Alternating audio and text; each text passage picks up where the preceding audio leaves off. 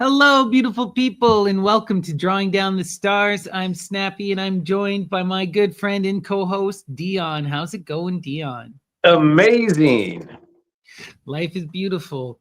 So today we're having some fun. We're getting together. It's a short notice, kind of last moment stream. We wanted to get together and hang out with a couple of our friends and talk about some dragon tongue. So we got today joining us, speaking of the devil himself, we have Neil. How's it going, Neil? What's going on? What's going on? Glad to be here.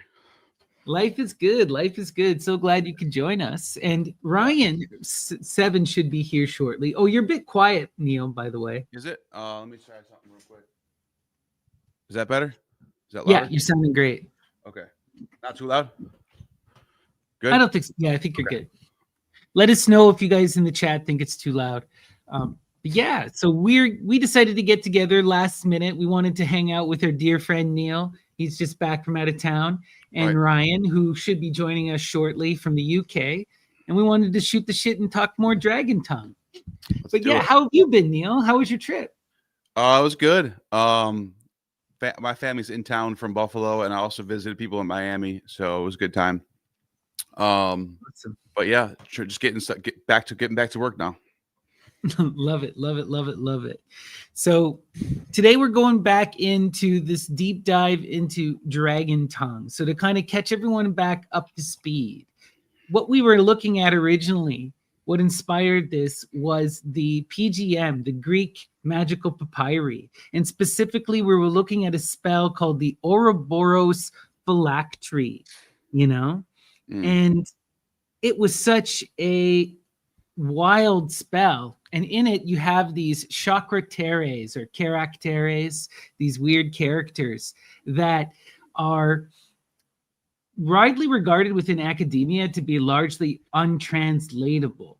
And we were looking into how you could use this language, how you could translate this language. And it led to so many other things. When we were studying the dragon, we recognized that the dragon is often a temple priest. It's often representative of these powerful, magical people who have control or are consumed by their animal side. What do you think about the dragon tongue, Dion? You summed it up right there. Temple guardians. We'll explore that today, protecting the temple. An ancient form of a language, or symbolic language at that. Along with mythical animals, or even real animals, serpents or snakes, being symbolic of dragons. So ancient snake worship. And so, yeah, I got a fun little presentation today. I think Neil will be able to dig in. Absolutely. We're going to have so much fun. Yeah, it's exciting because we're going to be getting in. Go ahead, sorry. I was going to say, I think the tongue thing has to do with they have the voice of some sort of deity. They represent some deity. They have that voice, the logos. They're the representative. They're the fleshly incarnate of the deity of the temple that they're guarding. Absolutely. I think that's pretty clear. Well, when we go to my presentation, we got two presentations today. Dion's going to go first, and then I have mine. Mine specifically is going to be looking at, we talked about her, if you remember, this was a few weeks ago now, but we had talked about the goddess Diatacita in Ovid, who's also the muse of Numa Pompile, the second king of Rome or leader of Rome, and also known as Egeria. And we looked at that story, and in that story, she's called the mother of Manes, or mother of mania, and is this death goddess, but also is this mother of these underworld type spirits, the Lares. And when we're looking in her story, I'll go back over it in my presentation, but she has her tongue ripped out, and she's cast into the underworld and is raped by Hermes. And there's all this wildness going on there. And then we looked at a bunch of these versions of these stories where people who get possessed by mania have a snake wrap around their arm, bite into the bosom or bite into the colposts, right? And then it was said that they were possessed by the voice of the spirit, and they would babble. They would burst out and they would say la, la, la. And one of the names for this goddess Tacita in Ovid is Lala. So it gets pretty Wow. wild. So we're gonna have some fun with this stuff. And that's also at the end of glossolalia. Exactly. There's an alala at the end of that word too, and that's what the word tongues originates from in Greek, glossolalia.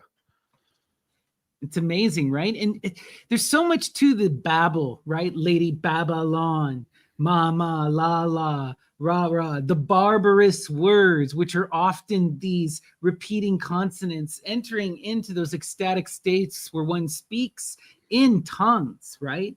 Yeah. This is where we're going with this kind of dragon magic. And one of the wild things too I wanted to mention before we turn it over to Dion here is Iamblichus, talking about the dragon tongue and the chakra from the PGM, says that it contained the entirety of the ineffable name of God, and that you didn't need to even do the rites that he was prescribing if you knew how to speak this name, right? So it's almost like a visualized representation of a ritual act that connects one to the divine, you know? And it's this interplay of symbols too. When we were looking at the words, they're often Greek, Latin, Egyptian, Coptic, kind of right. mashed together, Coptic, all mashed together and confused, often twisted on their side. Sometimes there are words that you can make out. Sometimes there are star signs. Sometimes there are numbers, And this is the chaotic environment that Christianity comes out of. Yeah. Is this Alexandrian, Syrian, Egyptian molding of Greek and Latin and Coptic and all magic really comes out of this. This is a big thing that I see everywhere. the Magi. That's what they call. They're called Magoi. Yeah, the Magoi. All of this magic play comes out of that interconnection between cultures that don't understand each other. When there's a confusion of the languages, right? That's so important. Hermes confuses the languages and the myths, right? Yeah. That leads to so much craziness.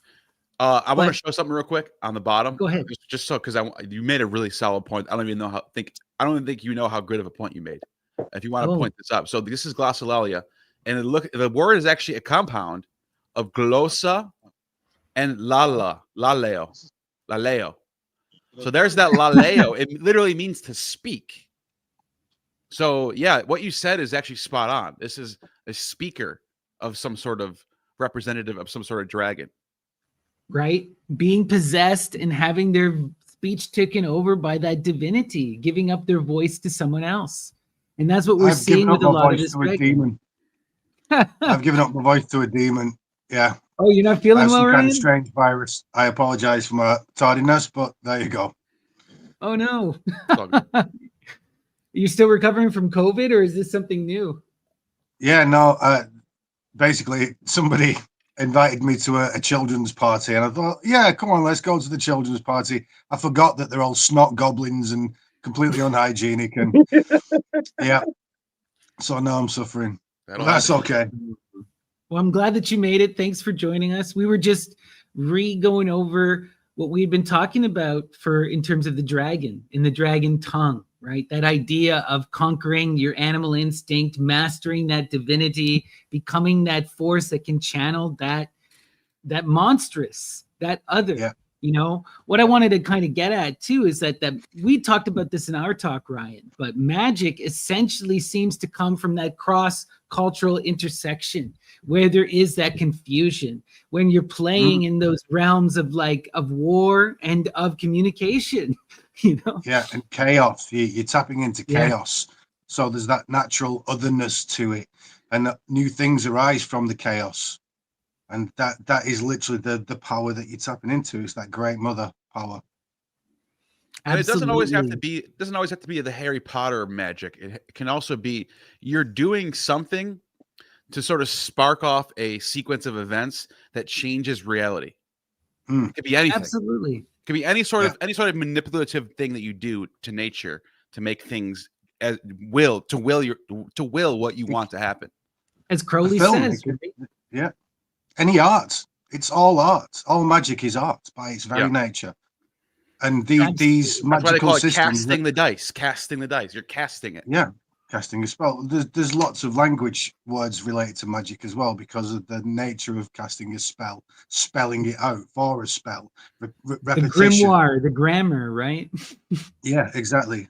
So this is the nature of magic is using hidden forces. That's what it is. It's the unseen. That's the biggest cap in an art form, in a science, in an art and science. And what the claim with the dragon tongue is it's the passwords. We see this constantly in the Greco-Roman tradition, this fixation upon magical words, ancient magical phrases that connect one to that ancient past. Like some of these people are claiming that this language is Pelasgian, not just Pelasgian, that it comes from before the confusing of languages, that it's spoken by Pheronius, the first man, who built the first temple to Hera. You're getting into this really interesting type of magic and connection. When you look, even I was reading this book by Carl Ruck, The Little People of Samothrace. And shout out to Gandhi for sending me that book. But when in that book, he talks about how all of the words, the priests didn't know what they mean. And when he was studying them etymologically, he found definitively that they were Pelasgian in origin, that the entire Samothracian mystery, all of the magical words were Pelasgian, and the meaning had been lost in the ancient times. So there was this disconnection, but they're still were using the barbarous words. So did they actually mean Pelasgian, or did they mean, a time a long time ago, like it's a legendary state? So Ruck means Pelasgian, and when he means Pelasgian in this specific text, he's referring to Lemnos, and he's referring to that dialect that comes out of Lemnos that is neither Greek nor Indo-Aryan, so it's its own weird kind of root, right? That's Pelasgian. But often you're right. The ancients, when they use that term, they just mean way back, the first man. Yeah. So I've actually sent you a slide for later on, Snappy, and I will be using the Hebrew name of God to show that there is dragon tongue in all these things, and I'm going to do an almost full decoding of the Hebrew name of God. Okay, where did you send that to me? Discord? Yeah, in just messages. Cool. Abraxas is one of these magical incantations as well. Well, remember, Neil, just before you go into it, because I know Abraxas is your wheelhouse, but remember we were finding out that all of those magic stones that they're making, these phylactery, that's all Abraxas. Abraxas is this cut up god, right? He is the dragon, the lion, the rooster, all kind of mashed together. And there are variations of that demonic spirit, but that spirit, that Helios Luciferian Abraxas spirit, is always invoked in order to bring this magical armor of protection. And this is like a key thing. But yeah, go ahead. And this to me, I've recently discovered something that's going to come out in a video very soon, by the 13th. I have to drop it by. Where these Abraxian Christians, these Basilidians, they're called, are invoking the Bacchic chants, Yao. And the reason why I know it's a Bacchic chant and not just a Greek spelling of Yahweh is because they celebrate the baptism of Jesus on January 6th. And in Pliny the Elder, plus 7 other primary sources that I dug up, discuss a holiday for Dionysus called the Theodosia. It's on January 6th. It's called the Epiphany of Dionysus. They're both epiphanies. So that's amazing. This is like the origins of Christmas, by the way. Because before December 25th, before they calculated December 25th, it was January 6th. And they slid it over. Even to this day, Coptic churches, Armenian churches, and some Greek churches still do January 6th, not December 25th. And it has its roots, according to Clement of Alexandria, the origins of that date is from the Basilidians, who are these Gnostic Abraxas worshiping Christians, which is so. And I'm pretty sure. Is there an astronomical reason for that? There's well, yes, because it's good question. Because December 25th was the winter solstice. That's a solar new year. But what about the Lunar New Year? The Lunar New Year is not exactly the same. Well, it turns out that the new moon after the winter solstice is the start of the lunar year. So there's a new moon. You can't see it. The nones of January is at the night of January 5th going into January 6th. That's the first time of the year where the moon starts to appear as a crescent. So it's a new year. It's a literally epiphany of the moon. You're seeing the moon for the first time of the year. That's why it's called Epiphany. So it's absolutely based on astronomical stuff. All of it. It's also, I always assumed, like, I mean, correct me if I'm wrong, you're more familiar with a lot of this later Roman stuff. But I'm pretty sure, isn't Sol Invictus's birthday December 25th? Aurelian instituted a feast date in 274. So what people will do is they'll go, oh, that's really late. But it's like, as a lot of scholars and myself point out, that's just when the feast date was instituted by Aurelian. But we have evidence of Mithraist before that dedicating altars to Mithras or Sol on the solstices, either the summer solstice or the winter solstice. That's way before 274. That's in the 100s. Also, we have these characters, these Neoplatonic characters who are talking about Sol Invictus, right? The conquering sun, the returning sun. People like Julian, who are also connecting this to the Alexandrian tradition, to Harpocrates, the child to come. Oh yeah, Sol Invictus is that child to come, is that Alexandrian deity. This is so crazy that you said this. Plutarch says that Harpocrates was born premature around the winter solstice. This is exactly what he said. Premature too. He's born premature. But guess what? This premature thing turns out to be related to the Basilidians as well. I found this out. Diodorus of Sicily in the 50s BCE, 40s BCE, something like that. He talks about the birth of Osiris. But guess what he says? He says Osiris was born to Semele, daughter of Cadmus, as after a 7-month term. Wait, what? Semele? That's Dionysus' mother. It's the birth of Ion. Ion is this syncretic deity. Jarl Fossum has a whole paper on this. And all the Neoplatonic writers like Proclus, Iamblichus, Porphyry, they all say Ion is they call it a theocracia, which means like mixing of gods.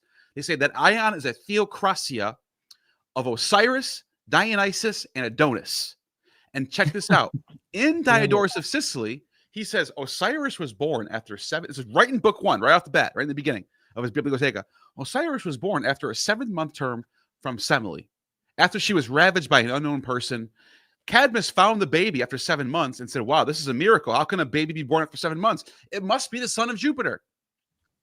Then guess what? So put that aside for now, because we also have Harpocrates being born premature around the winter solstice. Yeah, well, with the club. It turns out Epiphanius, writing in the 4th century, talks about these Christians, the Basilidian Christians, and he says that they celebrate the Epiphany and birth of Christ on January 6th. And there's a story that goes along with it that Christ was born after a term of 7 months. and then guess what he says? He says, to prove this, there's a fountain of water in the city of a Carian city in Asia Minor. I forgot what city he mentioned. Teos. In the city of Teos, there's a fountain of water that 365 days of the year, it's water. On the January 5th to the 6th night, it turns into wine. And all the Christians drink from it and go, oh my God, Christ is here. It's an epiphany. But here's the funny part. We have 7 primary sources that I found that predate the Gospels about this fountain miracle happening for Dionysus in multiple cities. It's the same story. During the year, it's a fountain of water, and once a year, it turns into wine. So this is direct evidence that these Basilidian Christians these Gnostic Christians were applying the Dionysian motifs right to Christ. And that's how you get Christmas. Christmas comes from that. And I think this also relates even to the earlier Greek tradition with Hephaestus. Hephaestus is a son, god, a child, a divine twin who's born with a deformity prematurely and is cast out by the mother to be discovered.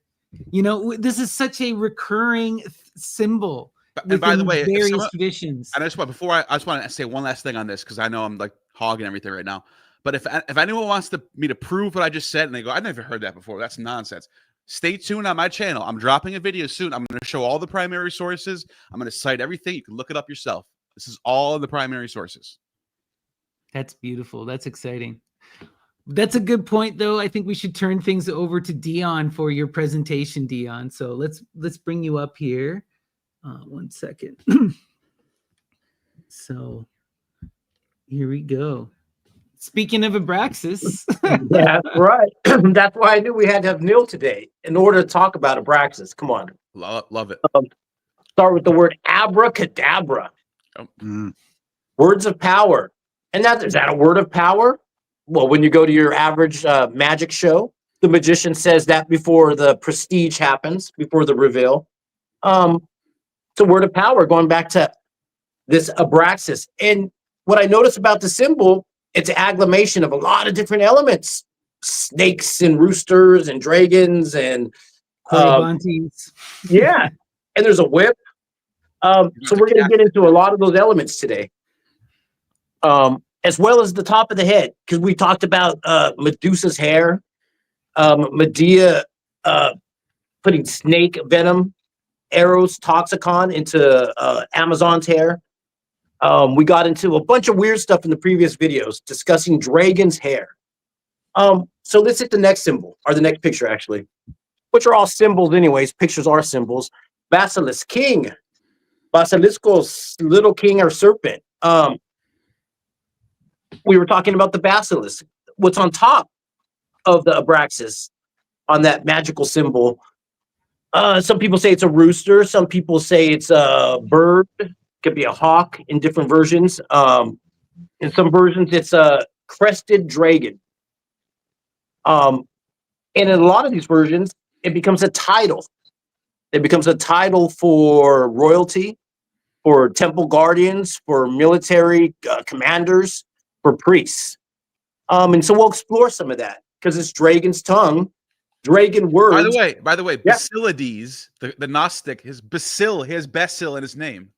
Oh yeah, this episode's going to set up your video.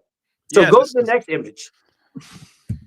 So Regulus, That's the we king. talked about him in Libya. He slayed a dragon, and it means little king or prince, and he's a general.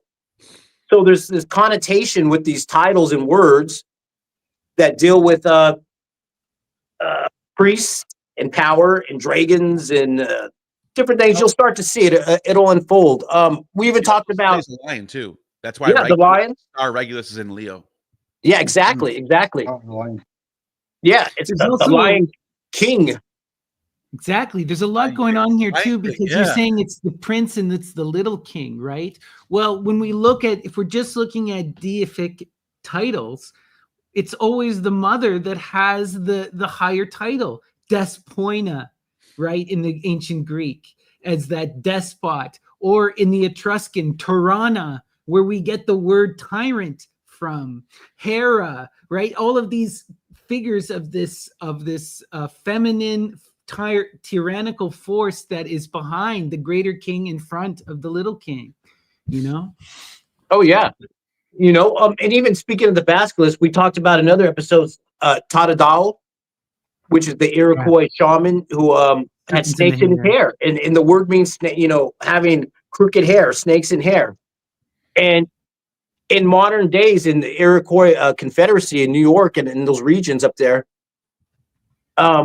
at the title, if you're the leader of the tribe, you're the Tadadao because you have snakes in your hair. That means you're the leader of the tribe. You're of a basilisk, a regalis. So go to the next image. Draconarius, and we got into this. This is the person in the Roman military that holds the standard of a dragon. They adopted it from after they battled the Romanian armies, the Daci. They took this. They were called a signifier, is the term in the Roman military that would carry a standard, and they adopted the standard from the Romanian military. And they had a golden dragon that had whistles in it and flutes and tubes. And when it would, when they would march in the battle, it'd whistle in battle. And the back part was fabric that would wiggle in the air. And later on, that became the title of the person that held the what's the laudanum for was it Constantine?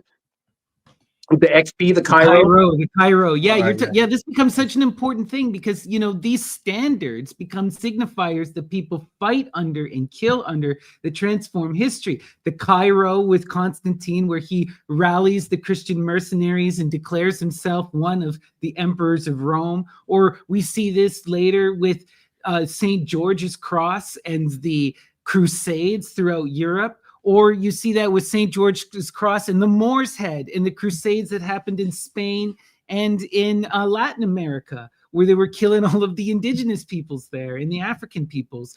This becomes this battle standard, this invoking of this magic that you can then weaponize and wield yourself behind. These country flags is powerful.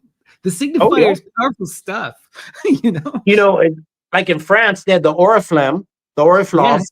which was an orange flag dipped in the head of the blood of Saint Denis when he was beheaded, and then later that was replaced from Joan of Arc into the fleur de lis or fleur de lis. Yeah, I was trying to recall this story for my partner. So can you relate why the fleur de lis for the standard? Well, Joan of Arc. What was the dude's name? The Gilles de torture. Rais. Yeah, Gilles de Rais. Come on. Her partner, best buddy, who was a serial killer. Yeah. Originally, it was the Oriflamme, and the thing with the Oriflamme, when they raised it into battle, that meant that you would have no quarter. It's like raising the cross and bones when a pirate ship is attacking you. It means that kill everyone, because normally you would kidnap the nobles and ransom them out to get money. But when they raised the Oriflamme, that means now we're going to kill all of you. And eventually that was the fleur de lis replaced that, which is the lily symbol. A lot of people saying that goes back to Egypt, There's a lot of ISIS symbol. Yeah, a lot of connotations. So, to get back to the Draconiarius, that originally was a dragon standard that became the Cairo standard, which then became in Christian church the young man who carries in the cross into church, the young boy at the Easter procession, is the Draconiarius, the little dragon. And the Draconiarius. Sorry, those to me are all symbols of time.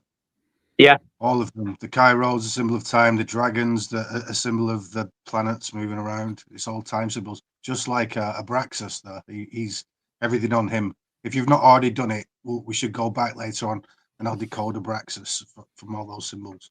Astrotheology, in terms of the symbols on there representing constellations, which is a whole nother story. And then we also talked about the bottom where Draconifer, which is a candlestick. It's a holder of a candlestick in church that had three tips, 3 candles, and it deals with some Luciferian connections, a lot of weird stuff we got into. Those are previous episodes. But go to the next image. Right here, you have Medea and the dragons on the chariot. And why I wanted to show that is part of getting into the Dracana of Scythian origins, because the Scythian people claim that their leader, or a lady, Dracana, had 2 dragon feet like that. You see those dragon feet, like the axe of Abraxas? And we're going to get more into that. And that a lot of goddesses in history, when we've been seeing that through multiple episodes, they have 2 dragon feet or 2 serpent's feet. Bona. Neil will probably know that in the Roman, that feminine goddess of the serpentine cults. We don't even have anything really written about them because it was only for women. She's also casting her wand in the same form like Abraxas is. She's got a solar ray about her, which Abraxas is usually depicted either holding the sun or a sun behind him. And her head is like a Phrygian cap of an Eastern wearing hat, which is what the rooster is shaped like. Yeah. So she had the basilisk. Argue that the Abraxas was based off the image of Medea. Yeah, that's way older. Medea's way older.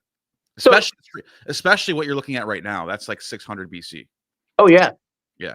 And there's a term for when you have 2 snake feet. It's called anguiped. Go to the next image. Anguipedes, yeah. Anguipedes. You know, can you read that for me? What that says there? Oh, sorry. Ixtis. No, but Yeah. at the bottom of that right there. Here. Atragratis, Dea Syria. Yeah, Otter God. That's So from I know. that's from Lucian's Dea de Syria. There's something going on here, though, with all of these Dea goddesses being connected in the Roman. You have Lucian Dea talks- Syria, which is Abraxas, right? Yeah. Which is that Venus mother. You have Dea Tacita, which we know is the same as Dea Muta. Ovid just tells us flat out, and is the same as Egeria, and is the same as Dea, which is the bright Bona Dea. goddess.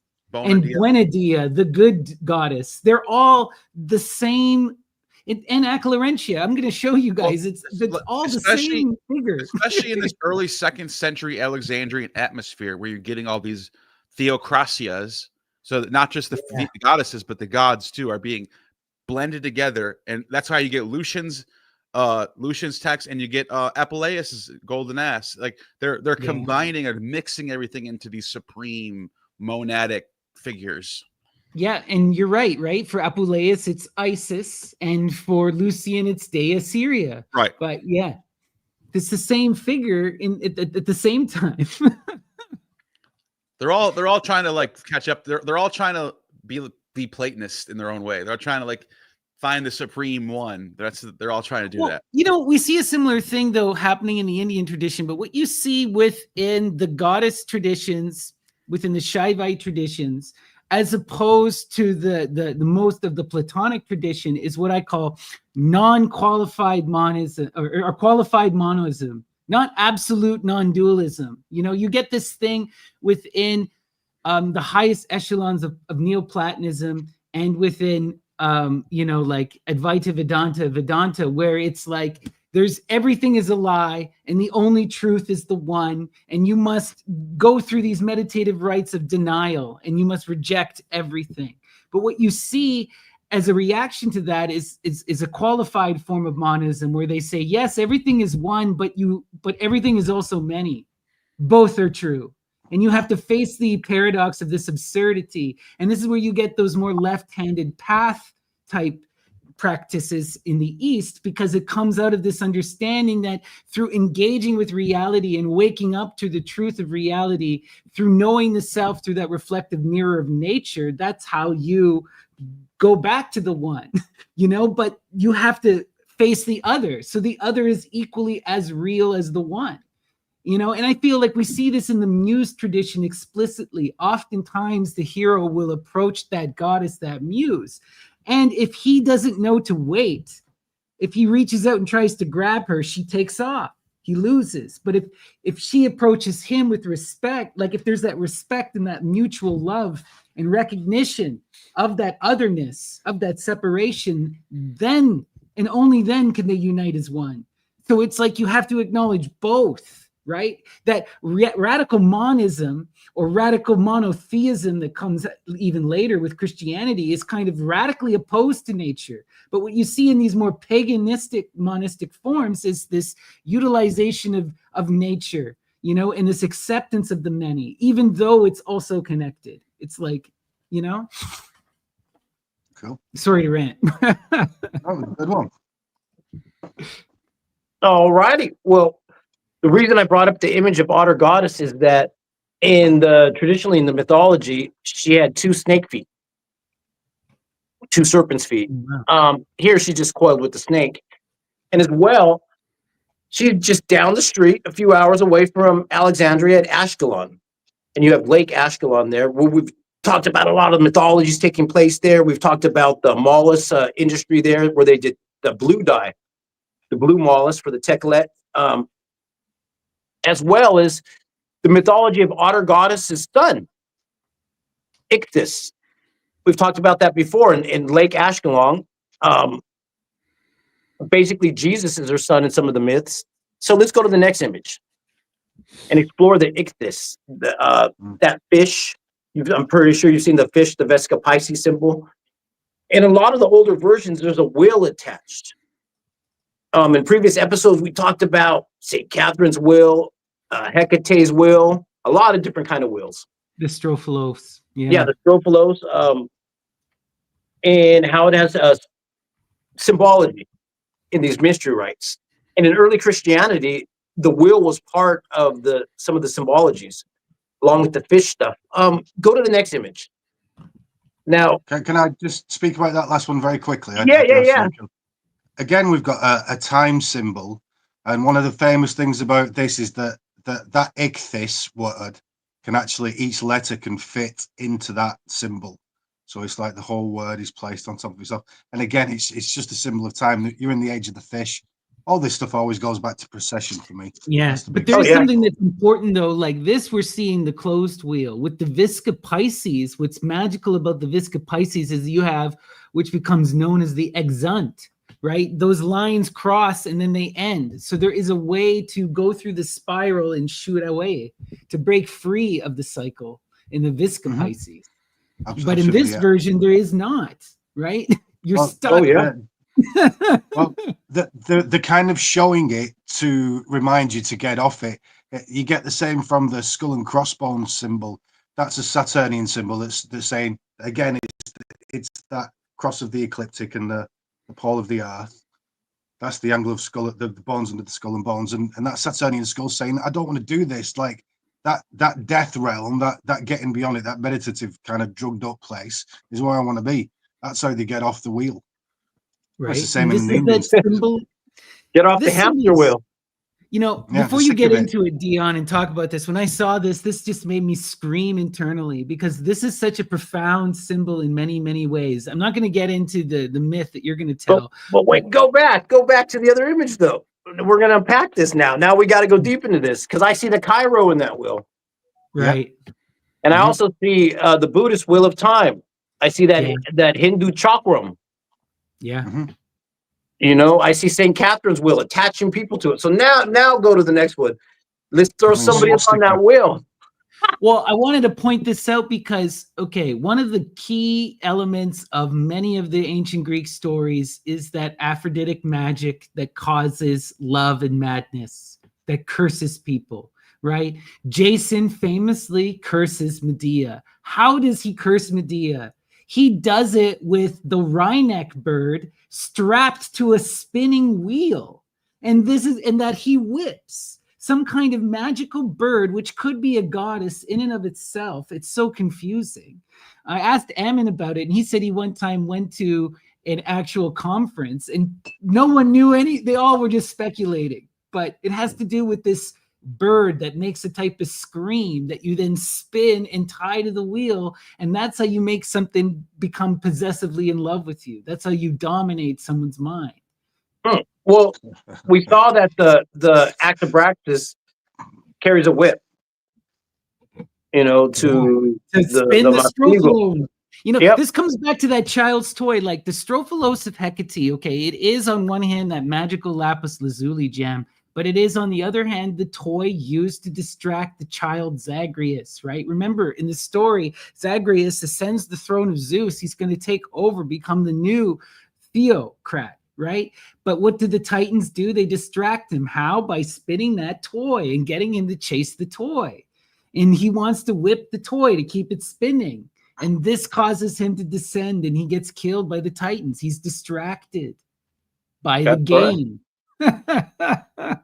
So we're talking about the whip generating oestrus to make the wheel spin. Let's talk about the wheel not spinning. All right. Now, in the image before, we had a wheel with Ichthys. Now we have a wheel with Ixion, because this is his name, Ixion. He's bound to that wheel for hitting up on Hera. Yeah, trying to get with Hera. Celestial order, right? They tie him to the wheel and spin him forever. And the only time it ever stopped spinning in the Greek myths is when Orpheus played his harp.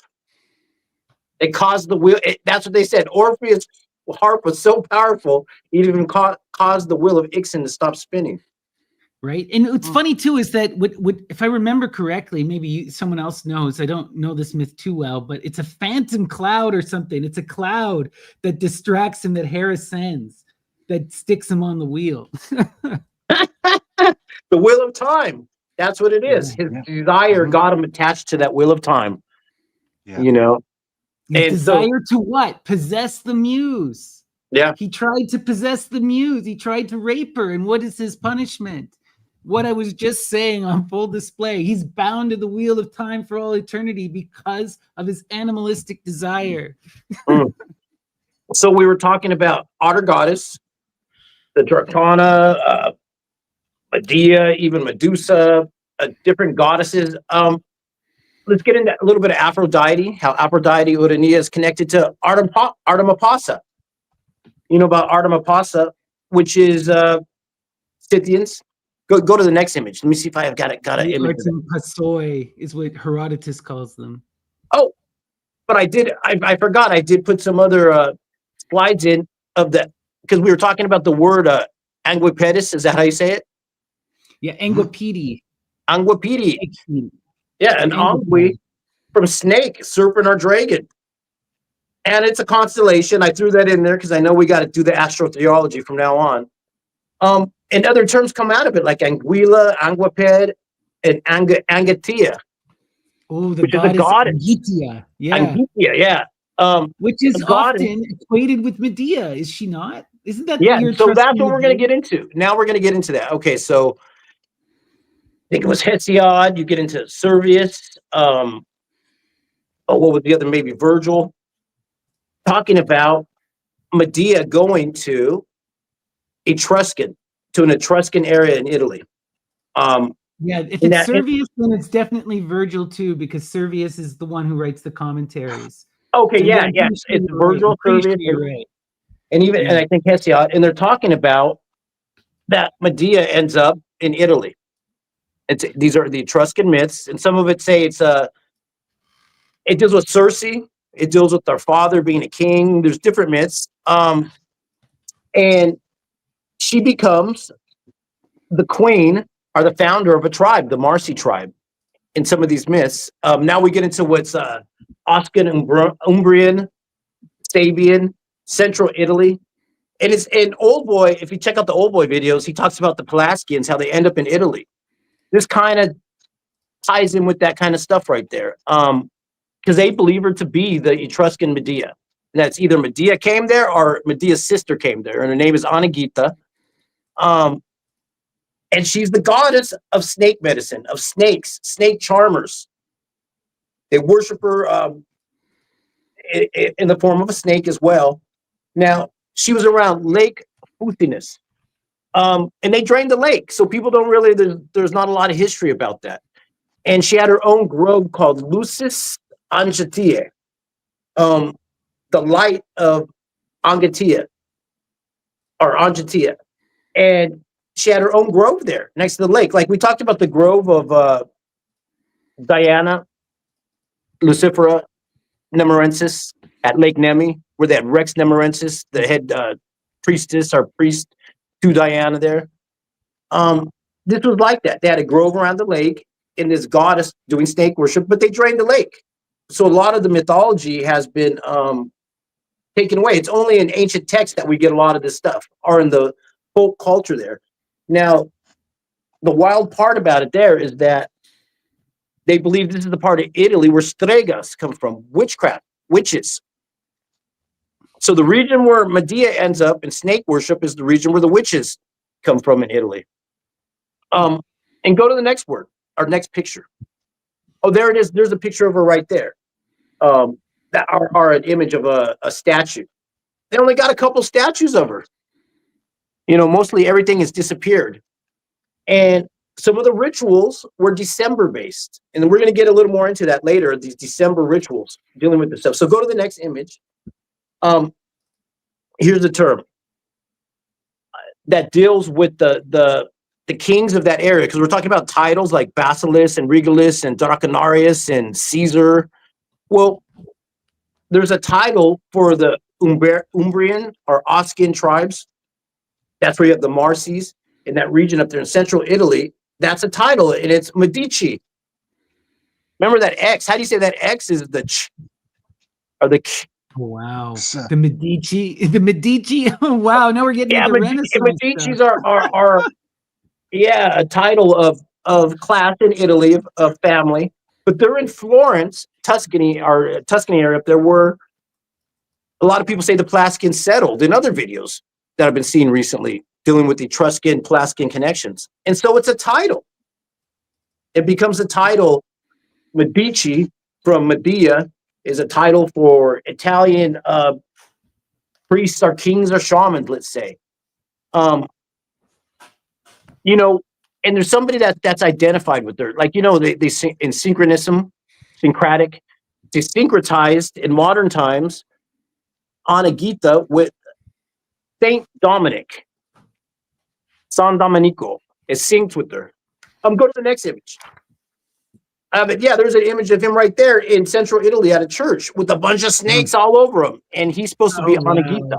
And you know, see what he's holding. You see a staff he's holding. Yeah. You know, We were talking about this staff. Neil did a whole presentation on these types of staffs. Yeah, that's the augur staff from the Romans. yeah. So that means he's a divination. He's divine. It's a direct counterpart to the Greek staff that is the caduceus. Beautiful. Yeah, yeah. And we so saw those ones where they had the snake on it. Remember, often you would have a snake in the coil. Yeah, and the augurs would actually take these and they would point them at the sky and sort of watch the birds fly by, and they would use the spiral to make to sort of get portents out of it. Yeah. Well, I think a lot of the way that the fortune telling in the past is the taking a measure, and like if you can think of maybe a straight line, well, that has two extremes to it in a center. You can already get philosophies from measures. So if it's going upwards, you know, that means one thing according to the measure that's there. So this is the kind of stuff doing. If it's going downwards, obviously that's got bad portents. You know, it's just it's the divination of measurements is the best way I could put it. Yeah, a lot of it too, from what I've read about the augurs, was about casting of shadows and drawing of chalk too. On the bottom of these staffs, often they would have like tips that could then make chalk like marks in the ground, and they would mark where the birds would take off from and stuff, and then they would go back and interpret these marks in the sand and stuff. But it changes. The thing is, it changes over time, right? We got to remember how long Roman history is too, you know. Yeah, just like Christian priests end up with that crook. I think it's in Catholicism. I'm pretty sure I've seen it. You see it in both churches. Neil was showing us in both churches. You see the caduceus in the Orthodox Church. Yeah, in the Western. You see the augur staff. Yep, Western Latin, they have that one on the screen. In the Eastern Orthodox, they have the entwined serpents, and that's by the bishops and the patriarchs. So they're the same rank. That's why I said it's the direct counterpart. Yeah, right. But even before the church, even before the Christian church dominated religion, it was the Greek imperial, the Roman imperial cult, and in the West, the Roman imperial cultists, pagans, augurs would hold those. Just like in the East, over in Athens, you would see the Hierophant of the Eleusinian Mysteries holding the serpent thing. So they kept those traditions alive in the two various. Well, I think that's the same reason for all this syncretization every once in a while. Many of these traditions hold on to what was a tool for too long, and it becomes just decoration. They just become ornaments of ceremony. Where, you know, then when you syncretize these things, then you can get rid of certain aspects of it and reformulate it. These things are formulas. Yeah, this is something that happens all the time, is that the knowledge gets lost. When you obscure something and you hide it, you always run the risk of then losing that connection. But in terms of magic, often it creates new magical opportunities, and it is purposefully done. Like, you don't want to attribute any meaning to it. So like, we were talking about this earlier, I think before you joined, but I've been reading this book by Carl Ruck on the mysteries of Samothrace. And he just flat out says that they're speaking the ancient Pelasgian word. No, you were here, sir, Ryan. They're speaking the ancient Pelasgian words, and no one knows what they're saying. But they're not meant to know what they're saying, and no one's trying to interpret it. No one recorded what it meant. The meaning wasn't important. The sound was important. Well, I think it's the effort and intention and attention. That's what's important. Almost glossolalia is a valve for your unconscious. It's just getting it, and it allows it to get out of the way, just like the EAOs and all these names, you know. It's there's this resonate It and also, to forget. all this stuff too, we see these magical people who get inspired by this divine feminine or this divine bird that bring, or these birds, or this oracular muse that causes them to write literature. Okay, I immediately think of the Sibylline prophets, Numa in his sacred books, or I think of the Vedas, the literal Vedas themselves. The rishis heard the song of the birds and were inspired, by the, like, that's what separates the Vedas from all other literature. It's because it was heard. It was received from that force, from that Vak, that goddess again, that voice, and she's often connected with the birds. Like, this is such a common theme in both the West and the East. I think these are because symbolically birds, especially beautiful ones, are analogous to higher thoughts. They're in the air is the intellect, is the it's Absolutely. naturally above, just like your head is above the heavens, your head. And so these beautiful birds are higher thoughts from the goddesses more specifically. Right. Just like the fish are kind of more from the subconscious rather than like the higher self. There's something a bit more dingy and dark about fish. So those Right, are these, they're in like, the water. Well, Yes. traditionally in the ancient mind, right, there were the waters were their own domain, right? That's its own realm, akin to the underworld and the heavens and the earth. Well, you get to the underworld from the water. That's how you get Right? down there. Exactly. Can we hold this thought? I just really need a cup of tea because like I said, I'm not very well. But cheers, everybody. I'll be back in 2 minutes. Oh, For good. sure. Take over, Dion. I What are love we that seeing mustache, here? by the way. I love That's that mustache, right. Dion. It looks really cool, mate. Keep it. I love it. Well, Yeah. it's December time. So since we're in December, let's talk about December rituals and how this relates to these ancient mystery rites, as well as we were talking about the serpents and the goddesses there in central Italy. In December, that area is ripe with a lot of mythology going on. And one of the goddesses there is Bona, the good goddess. Serpenta is one of her other epithets, is Serpenta for Bona. And we're going to get into some of her December rituals, because December is a wild time in Greek and Roman rituals. Not the more esoteric ones. There's a lot of them. Even for the Lares, they got Lares rituals, the Oscophoria with the young boys. They dress up as females, Dionysian females. Today we're going to get into the Salian virgins, the Vestal virgins, some of the roles of the Bona priests and priestesses. Amazing. I'm excited because there's not a lot about the Bona cult that is known, because it was a feminine thing and the women traditionally didn't write things down, and the men who did weren't allowed to know what was going on. So there's just so much speculation, or like, we have to be careful. I just want to preface when we get into this, because it's true. It's the same thing with like the Maenads, right? When you're dealing with that other, you have to accept this idea of the male gaze, right? These are men that are writing about a women-only right at a time when you got extreme sexual division. So let's take this with a grain of salt. That's all. All right. Well, yeah. With that said, all information that we have about the Bona cult is written by men. Yeah. That's the reality of it. Serpenta is one of her titles. Sacerdos Bona is another title, and the Dominatrix, not dominatrix, but the Dominatrix is another one of her titles that she's worshipped as. And that was the name of the priestess right there at the bottom. The Dominatrix is the priestess of Bona. She had a pharmacy at the temple. It was famous. You could go to the temple. There was a pharmacy there. Men didn't know the real name of the goddess. We know the name Bona, but women had a secret name for the goddess, and it was not to be revealed to the men. That's where you get the term the Vestal virgins.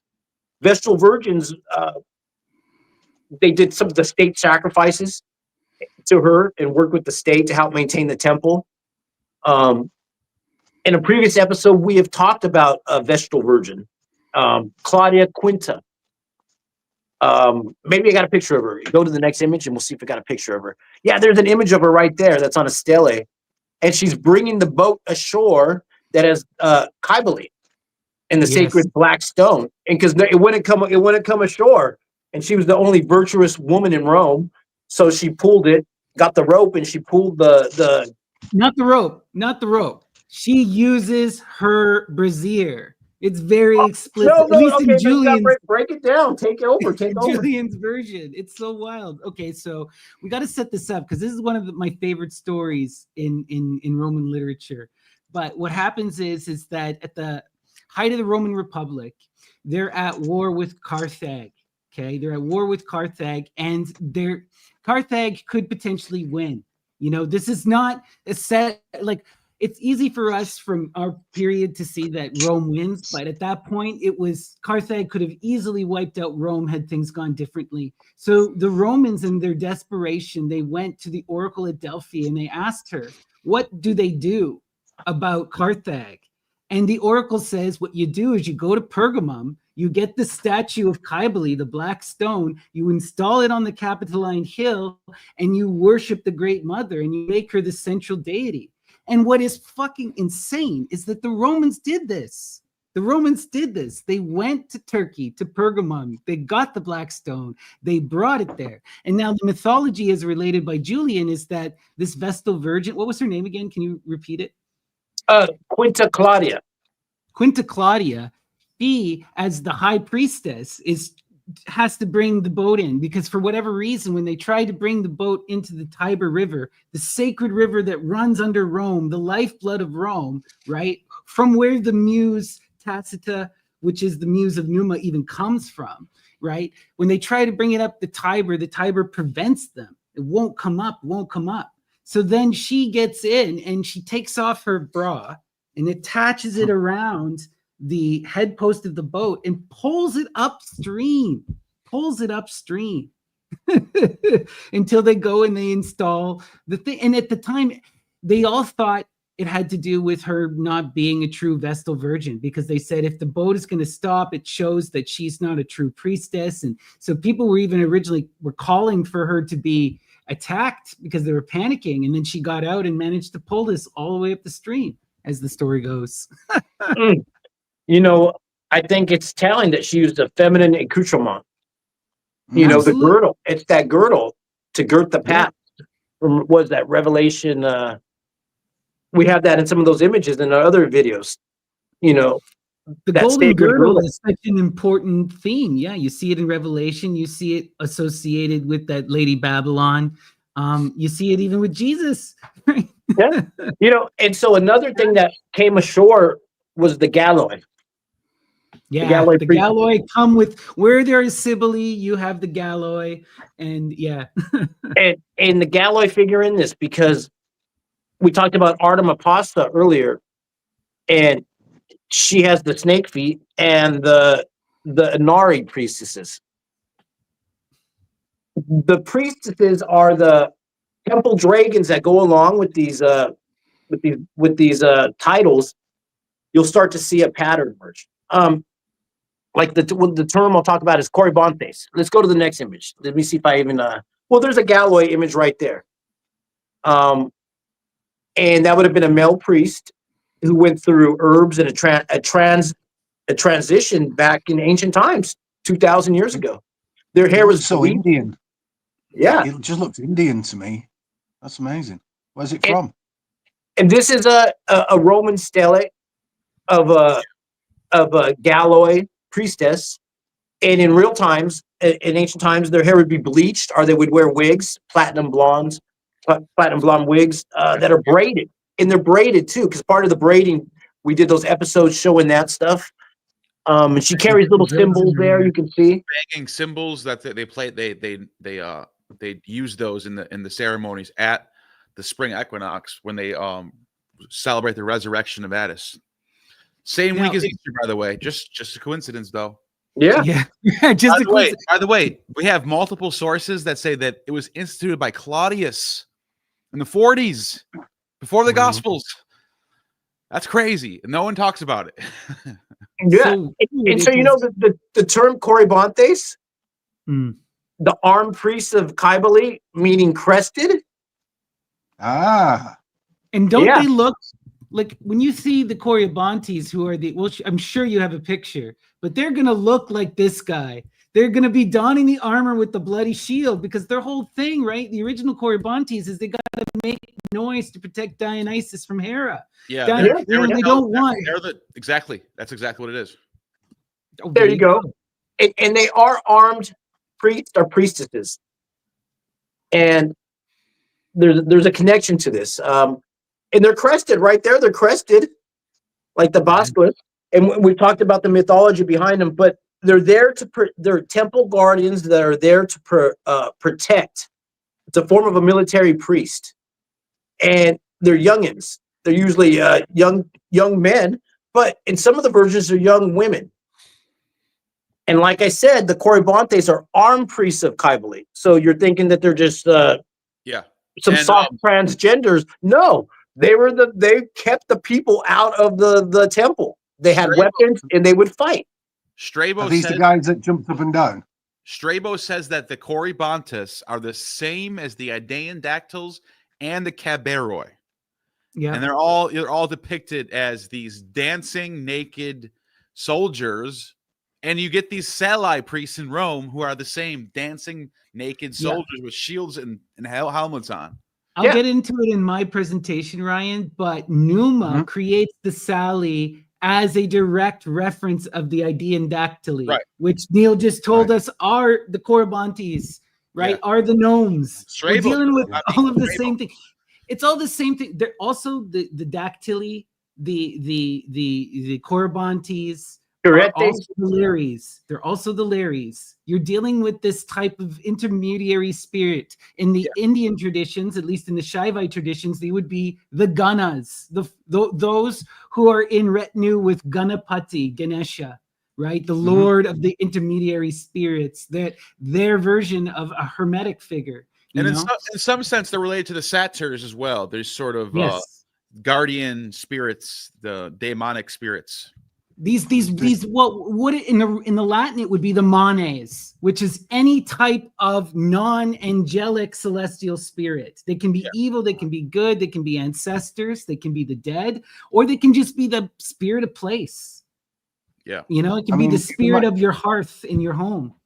It reminds me of the Masai Mara jumping up and down to get in a trance state. It's probably similar stuff. They probably had a few substances and they got this ritual dance to get you off your head more. Oh, they would jump. Jumping was part of it. Jumping, clanging, singing songs. They had special songs. Crisscross. Now the thing you're saying, the Sali priests. But do you know about they have an opposite one, which is called the Salian virgins. Not the Vestal virgins, but the Salian virgins. Yeah. And what they would do is they had a just like the Sali would do, or the Corybantes, where they would lead a procession in front of the army, these young boys, naked boys, dancing and screaming. They would get virgin girls and dress them as boys. Called sacerdotes. Yeah, and the thing about this, it has a connection to that Oscophoria ritual that we talked about, the December ritual that's mixes Dionysus and Demeter and they dress up the young boys as two girls. Well, in this one, it's the opposite. They dress up the girls as boys, and they put a kind of a crested hat on their head, and they teach them how to fight. Now they have a role. They have a role. Instead of Dionysus and Kybele, it's Bona, Dia, and Liber. Yeah. You can see that even the Romans are making sure it's those two gods that are at the head of this priesthood. Yeah, and it's a dual god. It's a dual god ritual there in central Italy that they're dealing with. Now, Sextus Pompeius, if I'm saying it right, he wrote about this rite as a kind of a transgender ritual to turn them into temple dragons, literally, as priests. Like the Hilaria was the same thing. You know, and they become priests for Bona Dea. After the castration took place, if you were a walking by citizen of Rome, say you live right by the Forum, okay, and you just witnessed this take place, it was your duty. The priest would, everyone in Rome just kind of knew this. You were educated on this. You grew up and you were taught this. If you were standing close to one of these new initiates It was your duty to go and to find a pair of clothing and give it to them. A pair of women's Yeah, clothing. they say that they would take their testes and they would throw them at the doors of people's houses, And then whoever's whoever's house that got was. hit. This was a potential curse. If you didn't close the galloi, you were now cursed. Right. And this is the thing: the galloi would curse people. We even see it in Apuleius, right? The galloi run around threatening people. If you don't give us money, if you don't give us blessings, then we're going to curse you by the name of Cybele. And it's like, holy freaking shit. And it makes me think of some sadhus that you would see in other itinerant mystics in India. One time when I was in India and I'm doing my master's thesis, I was in Varanasi. I'm young and naive and just hanging out. And then this young sadhu, he couldn't have been more than like 15, runs up to me and starts cracking a whip in my face and screaming at the top of his lungs. So I start running away. And then another sadhu comes after me, whipping the dad of this kid. And he grabs me laughing his guts out. And he says in English, he's like, "We just want money. I'm not trying to scare you." And I'm just like, what? You guys are chasing me with whips in public. Like, what the freak is this? And they were just dying of laughter, these two sadhus. By the way, it Once goes we back realized I was even scared. even to Babylon, because in the story about the death and resurrection of Inanna, which also happens around the same time of the year, it's a similar motif. She's dead for 3 days and 3 nights, and what happens during that 3 days and 3 nights is Enki, who's if I had to describe Enki, he's like Dionysus and Prometheus rolled into one. He's that magic god that's like a partier, that's kind of like a he loves life, he loves wine and drinking, but he's also a creator like Prometheus, and he defies the will of the gods. Anyways, Enki throws down his Gallator. It has the Gal at the beginning, galloi. They're called gallator, and they're described as non-gender beings who are sent by Enki to go sprinkle water of life on Inanna so that she can rise up. So it's the gallator who are described just like the galloi are described. And I'm not the first person to point this out. It's been for hundreds of years, people have been comparing the gallator to the galloi. And so there's this Gaul or galloi tradition going all the way back to the Inanna stories. And it's one that continues too. Like Ryan knows this for sure. We've spoken on this before. The galloi are in Arthurian legend. Galahad is a galloi, the pure one who refuses all feminine touch in pursuit of what? The absolute feminine, the chalice. Like, yeah, there you go. That's a good point. Well, you know, I think again, go for it. Go for it. I was going to say a lot of these myths. I think something that we miss in the West is the alchemy of it all.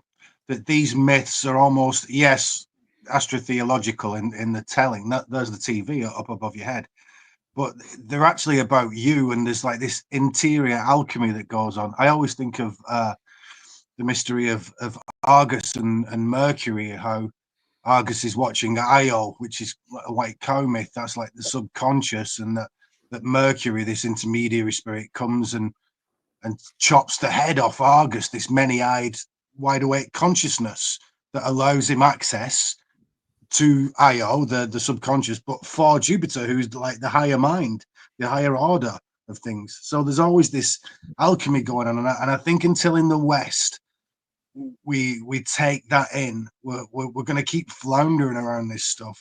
There's almost always a shamanic aspect to it. Sorry. No, that's such a brilliant point that needs to be reiterated, because we see this explicitly in the Greco-Roman tradition with the titular sage himself, Tiresias, who goes through 7 different transformations throughout his life between male and female. He even gives birth to a child. He fights in wars. He even becomes a mouse at one point. But this is part of that alchemical process of creation and inspiration. One thing that I think we all notice, look at the most creative artists, especially musicians. These are people who are in touch with their humanity and can see that other side. David Bowie, Prince, Queen Latifah, it doesn't matter. People who are truly creative need to confront their masculine or their feminine, whatever their other is. in order to be their most creative self. You have to confront your your animalistic tendencies. This is part of what it is to go through that magical process of the alchemical wedding, to heal the wounds of separation, become that phonic figure, right? And these are the legs. These are the legs of this goddess person. These are the legs of Ion and Abraxas. This is the life force through time, become fate, become your animal self. That's the nature of the cosmos. It's the nature of the life force. And if you can either ride that dragon or otherwise consume it, obviously there in the legs, it's an analogy for riding the dragon. They are your very legs. They are your base. So there we go. There's that mystery. Exactly. And you'll see the most creative and magical people are at touch with their selves, with their humanity. You know, they will experience the other side, whether it's masculine or feminine, and they will express it, because that is what it is to be a magician. It's just how it is. Hence the dual serpents. There's two of them, and the serpent itself is dual animal, looking like a willy, and having that, you know, when it opens its mouth, it looks like a vagina. Do you not say willy? Willy's such a great word. Ouroboros. Ouroboros. Well, it's about healing the wounds. You know, part of this mystery that we see is that separation between the masculine and the feminine is a violent separation. While it allows for love and creation and the coming together, it is a, you know, in the Greek myths, we were once one united being. We've lost our other half. And this is why we're in a constant state of suffering, because we're constantly lurking for our karmic other. And sometimes that karmic other isn't on the earth with us. They're ascended in the heavens, or they're dead in the underworld. And that connection is connecting to the past self. You know, it's such a wild, complicated thing. Yeah, again, it just suddenly, when you get into the real meat of the decoding and the stories, it just dissolves into alchemy almost every time. Yeah. That's such a good point. That's why the stories keep reiterating themselves in new cultural contexts and new modes across time, right? Because they're primordial. You know, why do we get so many different names for the same figure, right? Because this figure is important, and the retelling is important, and that artistic inspiration of the retelling matters, you know? So yes, she's Isis, but she's also Aphrodite, Diamuta, every iteration you can possibly imagine, because creation is multifaceted. It wears many faces. It's of many names, you know? Yeah. How can the mother have one name? They're talking about ineffable things that, you know, Buddhists often will say, second you've named it, you've lost it, because you can't name the thing that is. It's impossible. It's a map. Exactly. And Iamblichus talks about this. Those chakra-teres, that dragon tongue, that's why the name is a symbol, is because it's ineffable. Even if you are able to pronounce it, you cannot pronounce it fully. You know, it's beyond. Part of that is in the perception of the sign itself. And the receiving of the sign is that projection of the sign. It's that, again, that Saturnian act of cutting time, right? To perceive is to cut. It's anyway, I'm going off too mystical. Here again is why it's called dragon tongue, because the best words describe the thing that they are. If we look at Phoenician and Hebrew, the letters themselves have meaning. You know, Yud means something, Hey means something, Aleph means bull, for example. So the best words formulate what it is they're talking about. Actually, this brings me nicely to my slides I want to talk about later, so I'll hold that there. All right, let's continue here, Dion.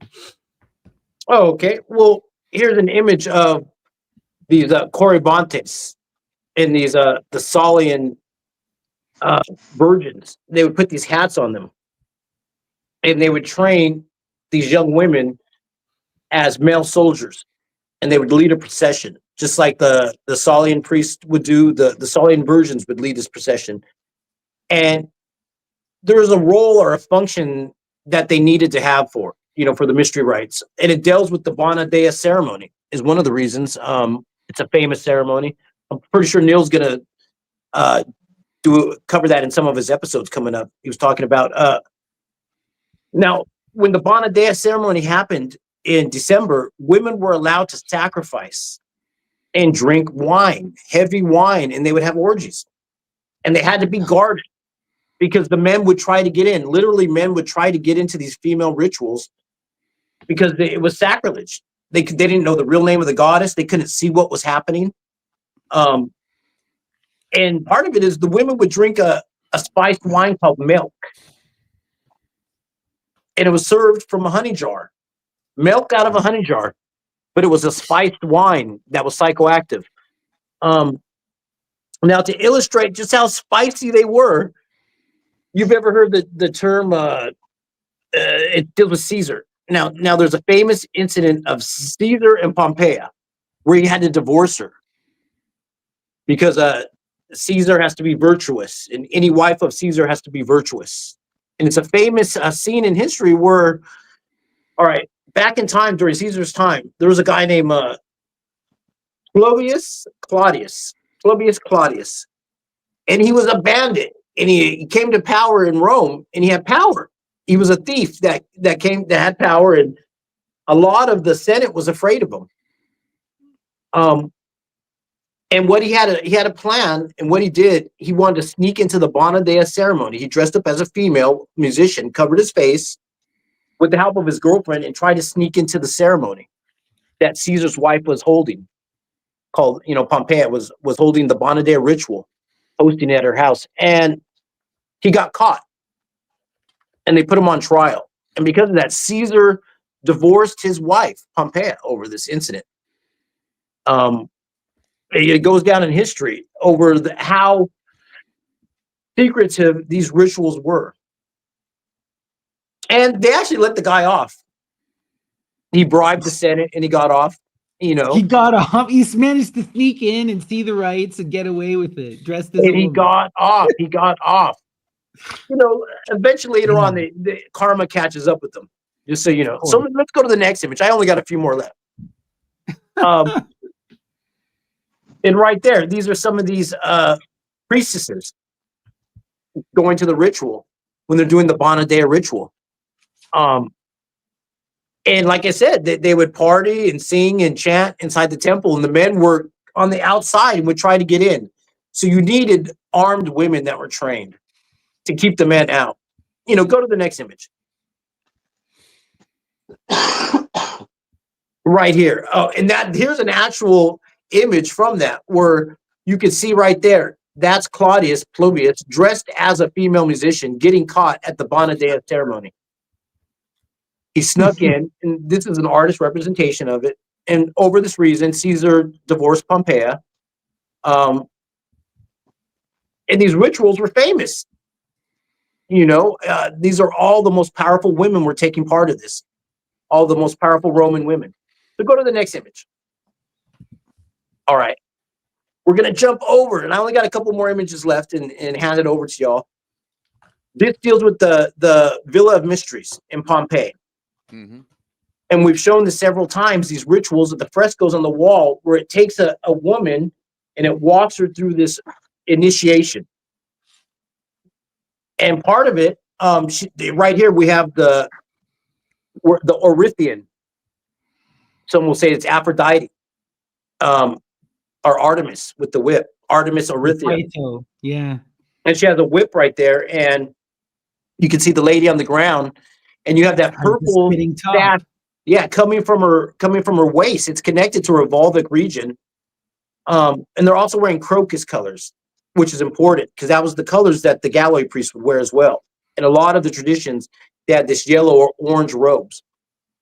Now, there is a basket in the image. There's more to the image that I didn't know, and I've been reading up a lot about it. Underneath that top that's spinning that she's whipping is the basket with the snake or the alabastron dildo. Cool. For Dionysus.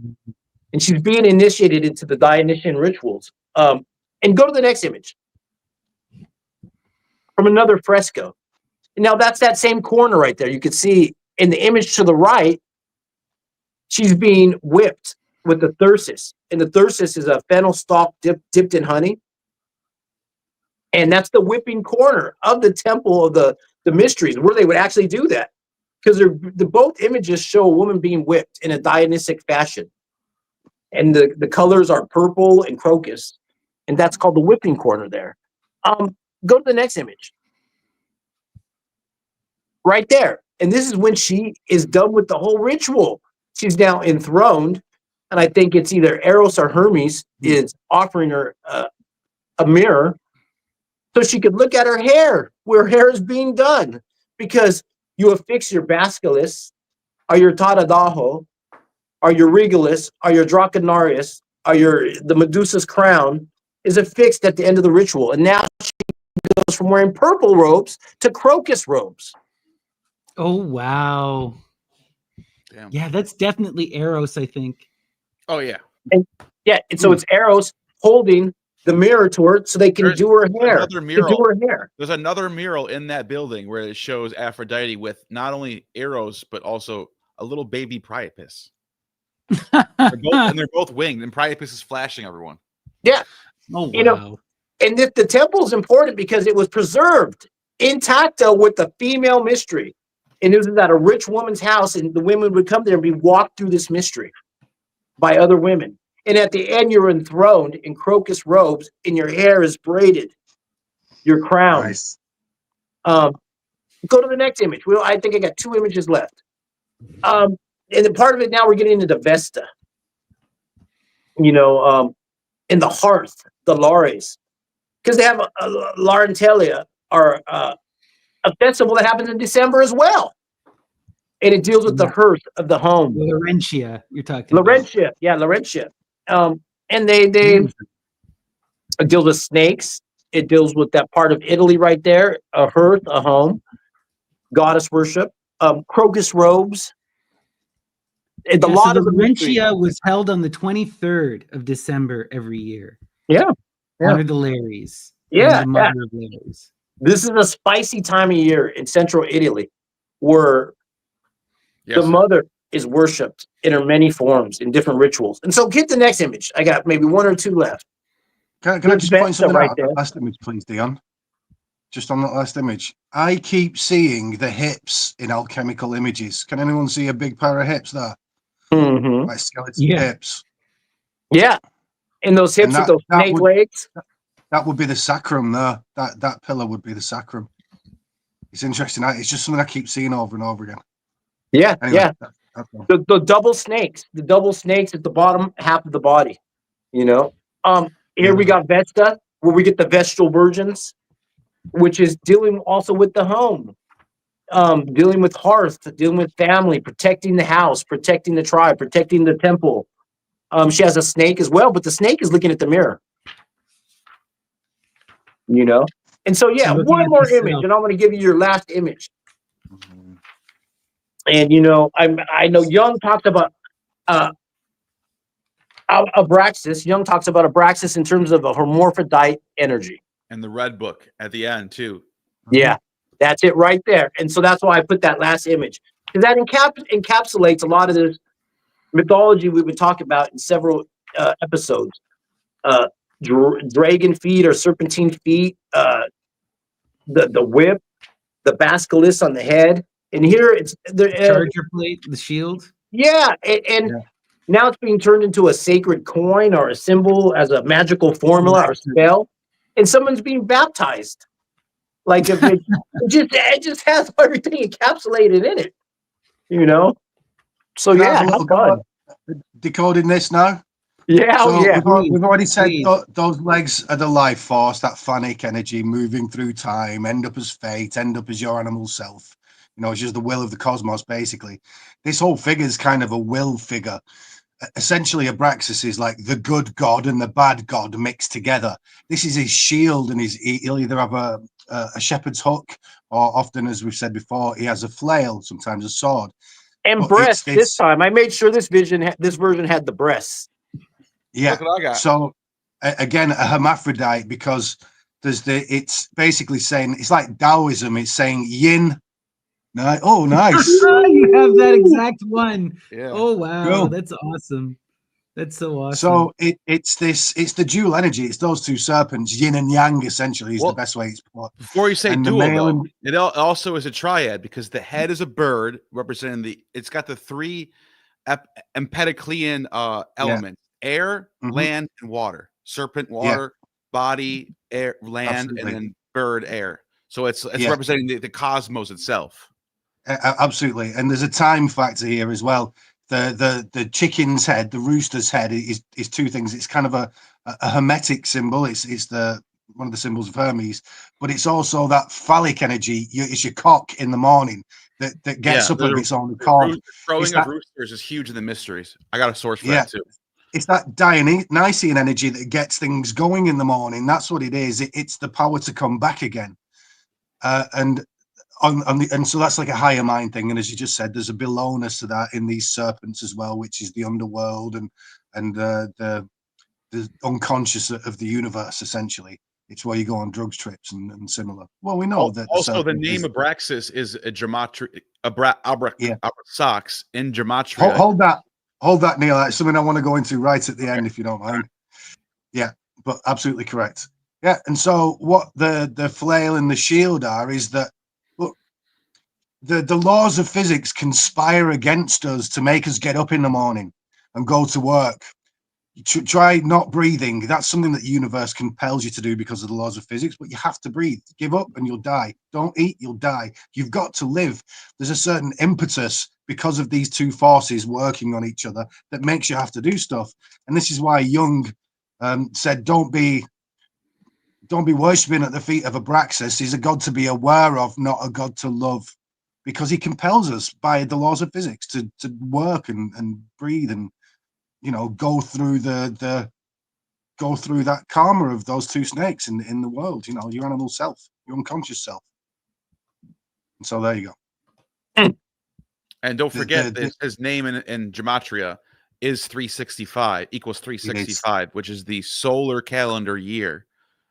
So it has it's a time god, represents reality. He there's 12, there's 7 letters in his name. So that's 7 weekly. That's also the 7 coming with the spheres and all that stuff. Yeah.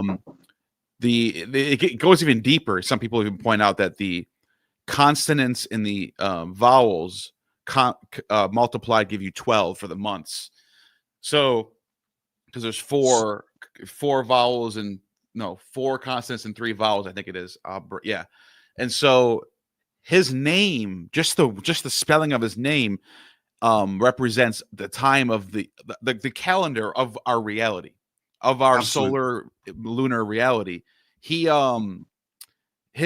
Basilides was the leader of this group, these Gnostics, and he was a Pythagorean. He was initiated into the Pythagorean order. He wasn't just copying Pythagoreans. He was a Pythagorean. In fact, he made his initiates for the first 5 years of their initiation, couldn't speak. I don't care what you have to say. It was shut up and listen for 5 years. No Numa talking. does this. Yeah. In order to connect to his muse, he had Pythagoras to. was known for doing this. That is, Pythagorean initiates would have no talking for 5 years. You're setting me up so well for my single slide, Neil. Taking this to Pythagoreanism. I don't have slides, so this is my last thing I'll say on Abraxas. So Basilides really emphasized gnosis. He crapped on pistis, saying pistis is for the people who don't have ears to hear and eyes to see. That's just for their everyday. They're never going to grasp. They're not initiated. But the real initiates were literally attained to godhood through gnosis. That was one of Basilides' teachings. One thing I do want to show, and I'll throw it right over to you, Ryan, is it's funny because how I told you guys about how the Basilidians were the first people to do the January 6th thing, right? From Clement. Clement's the first one to point that out. Well, I have another source here from, let's see, here it is. Another source here from Epiphanius, and I've read this before, but I just want to point something out in here, where he talks about indeed the Savior is born, the year of Augustus, blah, blah, blah, blah, blah. He goes, oh, this is the same time as the Saturnalia and the Chronia, blah, blah, blah, blah, blah. And then he goes, this is what he says they do. He's talking about these Basilidians. He says, first in Alexandria, in the so-called Corium, that's the temple of Cori, Persephone, there is a great temple that is the precinct of Cori for staying awake the entire night with certain songs. This is on January 5th. For staying awake the entire night with certain songs and flutes, the idol, spending the whole night after the crowing of roosters, they descend with torches into an underground shrine and bring out a certain wooden statue seated on a litter, naked, golden crosses. And then he says, at this hour, this is at midnight, the Virgin gave birth to Ion. And that's Dionysus / Osiris. And so, and then this is another crazy thing I want to show you. You saw what else it said right there, right underneath that it happens also in Petra. Yeah, it happens in Petra. And that's Dusharis is also Dionysus, according to a lot of sources. There's like 10 sources that say Dusharis is basically an Arabian Dionysus. So there's that. He also that happens in another city.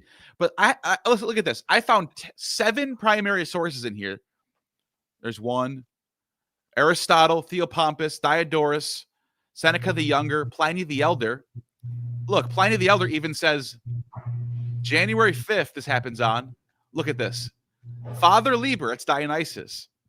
January 5th, the same day we just were reading about, it's called God's Gift Day. Plutarch talks about the birth of Dionysus on this day. Pausanias talks about the birth of Dionysus on this day. Clement talks about how this day, 11th of Tiberi, that's the January 5th, is where the Basilides celebrate. Tertullian is losing his mind over Christians doing all these pagan celebrations around this time. I put that in there for my video. But I just want to show you one more thing real quick, because this is crazy. This is also from Epiphanius. Epiphanius talks about this tradition where the Virgin was said to have given birth after 7 months. And he says, once again, he says the 11th of Tiberi, which is January 5th to 6th. And he calls it the Epiphany of Christ. He then talks about how there's streams and rivers that are changed to wine. And he goes, I even drank some myself. And look at this. Aristotle, 300 BC. Theopompus, Diodorus. I already pointed this out, but look what they say in these sources. Bibliotheca. A fountain of water at a fixed day, their fountain turns into wine. Seneca the Younger talks about how Dionysus is baptized in water that turns into wine. So this is a tradition that is coming from the Dionysian into the Christian. And it's on the same day, January 6th, or the night of January 5th. That's too much of a coincidence right there. Strange question, Neil. Is the urine caught up with that at all? Is the what? Urine. What about urine? Piss. Pizzle. Yeah. Is it mentioned in there? Yeah. No, are there any like nudges and winks to urine? Well, they mentioned that this is what they say, that there's a fountain of water, and on this night of January 5th, they start drinking it and it tastes like wine. But they even say that if you walk away from the fountain, you lose the presence of Dionysus and it turns back into water again. So there is like what the hell does that mean? There's something. If it's so widespread, there's something in there. Yeah, it sounds like a drug technology to me, or something similar. Theodosia. That's what he calls it, God's gift day. And then the Basilidians call it the Epiphany. And have you been making videos about this a lot recently? I saw half of one the other day. I did. Me and Derek were talking about it, but I'm doing a proper documentary documenting all this. Which is I'm going to take it upon myself to try and dig down into that. That sounds very interesting to me. If that's so widespread, that's where we get Christmas from, because the Christmas tradition started from these Basilidians who celebrate on January 6th. The reason why I say urine is because absolutely caught up with these 25th of December traditions is Amanita muscaria. Right. And as we know, it travels through bodies several times and gets stronger. And there's an inner fountain, there's an inner well. And obviously, if you eat why do you think you have the Puto? I always think of that. There's that the Puto. I'm trying to think that's what it's called, but it's that version of Eros that's the baby peeing in the fountain, and he's peeing in the people's mouths. Eros peeing in the people's mouths or faces. You'll see this all over these fountains, and I think it's a clear illusion. You know? Yeah, they say little boys' urine is the best for some reason. I don't know why it's little boys, but I did forget that I wanted to bring one more thing up, and then Ryan, you can close this out. One more thing, I promise. This is big though. So this is Eusebius was citing a source from Sankonyetin, which is with that Bronze Age priest that we always talk about, right? Mhm. And I guess apparently he says that this is what he says. First, he talks about how, you know, the Kronos. Remember, we all know this famous story. The Kronos, who the Phoenicians call El, sacrificed his only son, just like Abraham and Isaac, right? We all know that story. And then immediately after that, he starts talking about how Sankonyetin says that the nature of the dragon and of the serpents, Thothus himself, regarded as divine. And so again, after him, the Phoenicians and Egyptians, for this animal was declared by him to be all reptiles, most full of breath and fiery. So you get this fiery dragon image. And I just want to skip ahead a little bit because he says, we have spoken more fully about it in the memoirs entitled Ethioe, in which we prove that it is immortal, self-consumed, Ouroboros, right? Self-consumed, and it is stated that this animal does not die by natural death, but only if struck by a violent blow. The Phoenicians call it agathos daemon, good daemon. And like of the Egyptians, they name it Kneph. And it has the head of a hawk because of the hawk's activity. Now, that's not a We're rooster. back to Harpocrates again with all of these phylacteries that we were seeing in Bess. But you know, there are some depictions of Abraxas that's not a rooster, but a hawk head. There's a variation at play. Sometimes he has a hawk head with serpent legs and a man's body. Other times he has a rooster head. I don't know what the difference is. But then he talks about this other dude named Apis, the chief hierophant, speaks an allegory word for word. He says, the first and most divine being is a serpent with a form of a hawk, extremely graceful, blah, blah, blah, blah, blah. And then he says, moreover, the Egyptians described the world as from the same idea. From circumference of a circle, Ouroboros, sky and fire. Remember we were talking about the elements. Hawk-shaped serpent.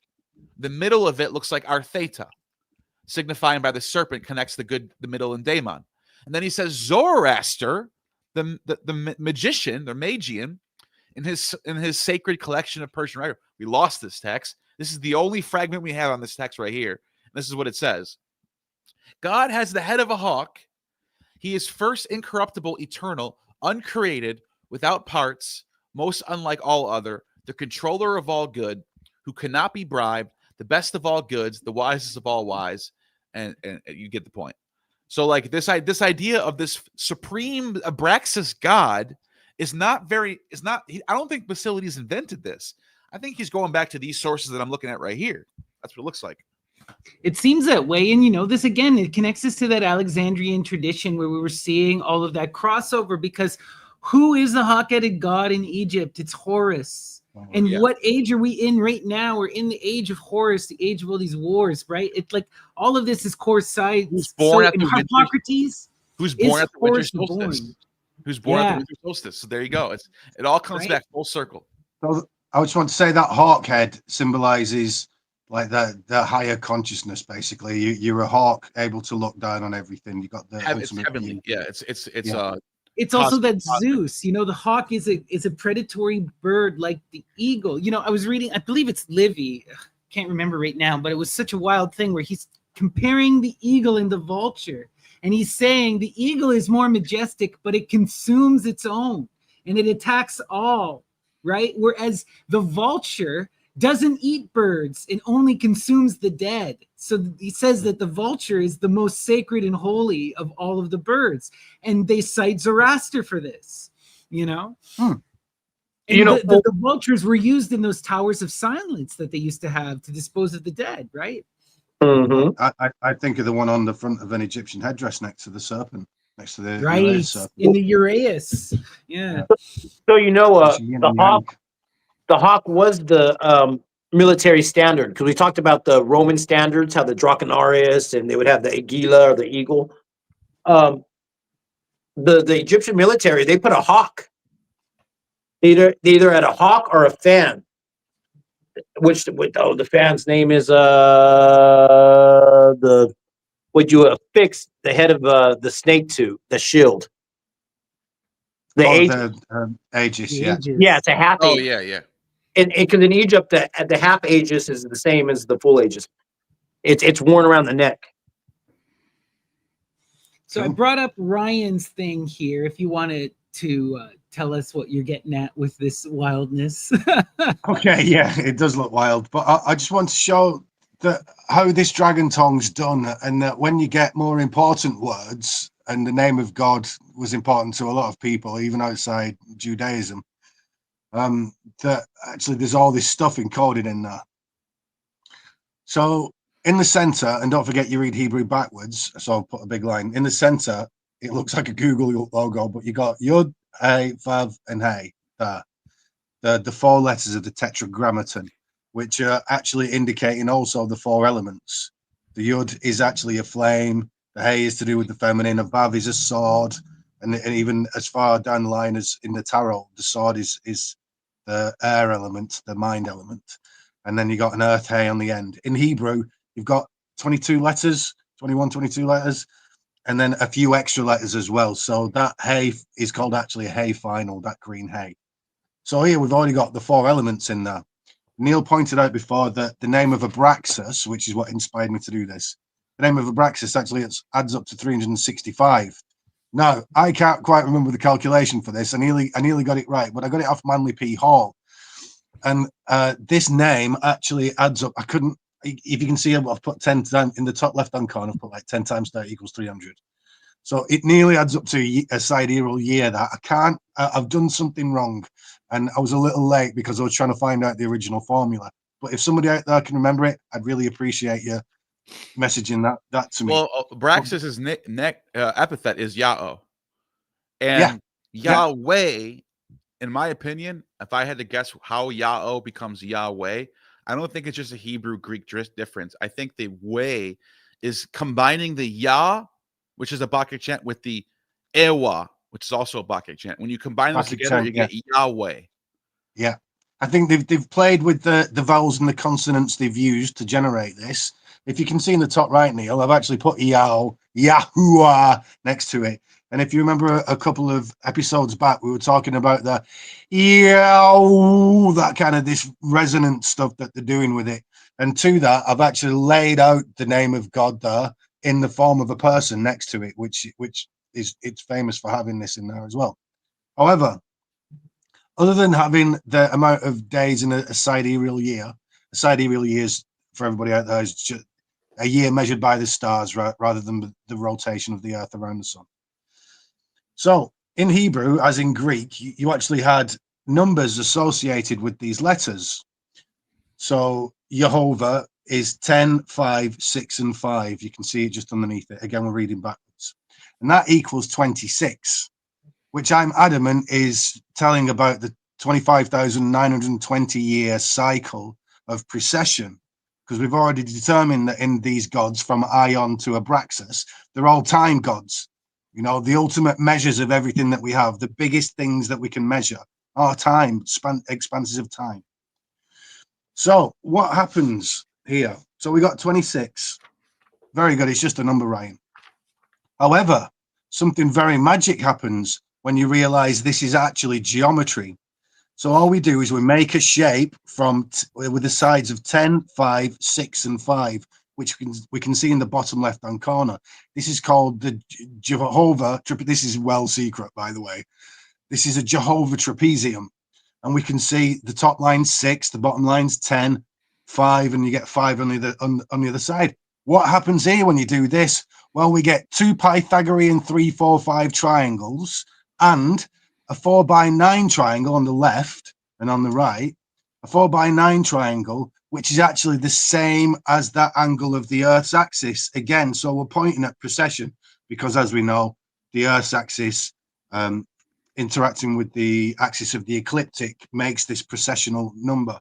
So why am I saying precession again? Well, those 3, 4, 5 triangles in the center, when you add precessional numbers like 72, 108, and numbers like that in there, I've not illustrated it here, but amazing geometrical harmonies happen, like mind-blowing stuff happens when you do that. And the thing about precession is that every year, every precessional year is 72 years. So if you imagine dividing the circle up into 360, in a great year of 25,920 years. Every degree on that circle will be 72 years. Right. Well, when you take that Yod He Vav He and put it into a triangle like you always see, you add the numbers together, it equals 72. So again, processional, not just that we've got this very precise angle from these triangles, which is fucking wow, to be quite frank, but the other phylacteries and little things that they do with this name also equals these processional numbers. Now, why is that interesting? Well, when we take these two triangles that is generated in this Yod He Vav He trapezium, the 3, 4, 5 Pythagorean triangle, and that processional the Earth's axis triangle, and we put them on the image on the right, we get suddenly the size of the Earth, the size of the Moon, we get the size of the planets in relativity to each other, we get phi ratios out the arse, and essentially that adding those two triangles together, you can see there's an orange triangle and a gray triangle. The gray one's a 3, 4, 5. The orange one is basically a phi ratio triangle, which is the pyramid. That's the Great Pyramid. So Yeah, what's hidden in all this stuff? This is the serpent knowledge. This is all the stuff from the Kundalini style energy work with the yows to the calendar stuff to the advanced harmonic geometry. This is the serpent knowledge hidden by the serpent tongue. And Yeah. simply, That's wild. it It's is so wild. cool. Wow, guys. All right. And that's like nobody knows about that shit. So anybody that's watching, yes. Or people find it, they don't know what to do with it. Right. Or they see aspects of it. You know what I mean? Yeah. Yeah. Let's see here. Okay. So, it's so difficult to put together, but it's a repeating motif. I mean, I keep repeating myself and all this stuff, but you know, when you see it repeated enough times, there's only so much in there. Right. As I said, there's the alchemy, the energy, the advanced geometry, and the music of the spheres and that kind of cosmic stuff that me and Neil were saying about the 7 before. That pattern, that pyramid shape that we saw in the right-hand triangle is literally just a section out of a 7-sided shape. You know, that 7's really important because it's the base of a lot of this geometry, this sacred geometry. Well, it's interesting with the 7s too. I always think of the 7s in terms of the tarot because they're both the princesses, but they're also all of the negative lesser court cards. You know, debauch is a 7.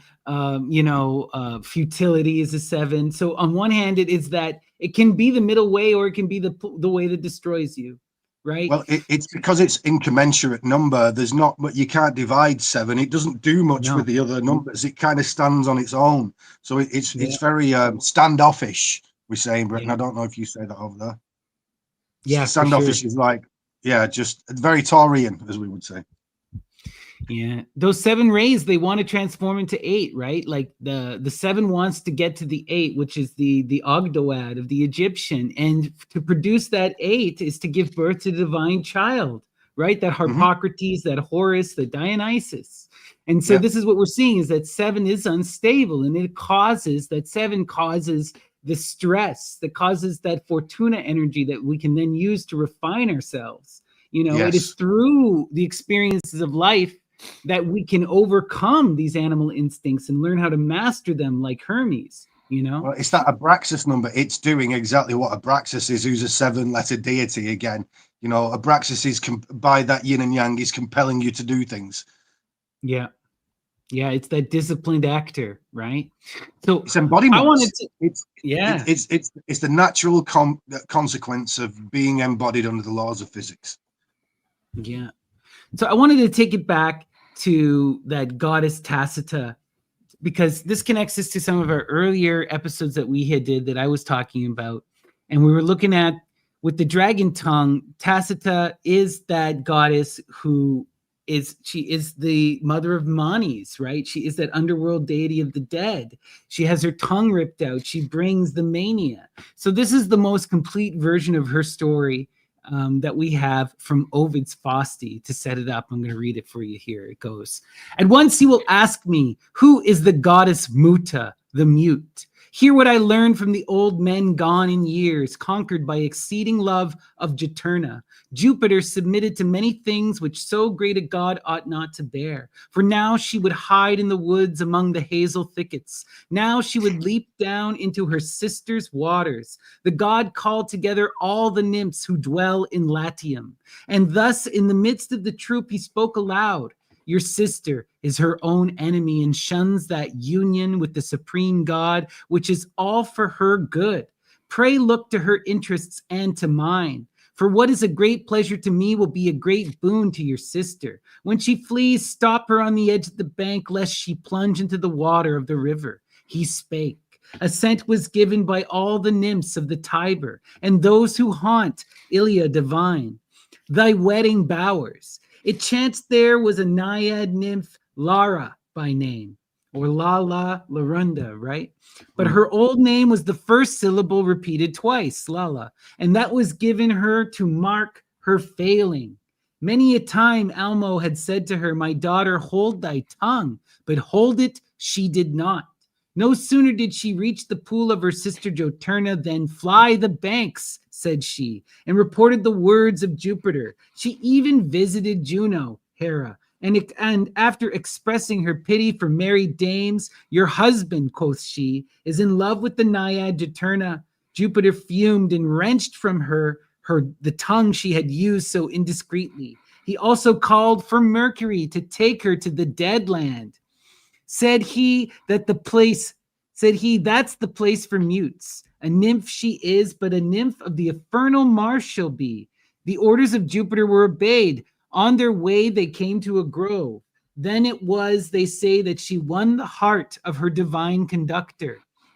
He would have used force for want of words. She pleased with the look, and all in vain she strove to speak with her dumb lips. She went with child and bore twins, who guard the crossroads and ever keep watch in our city. They are the Lares.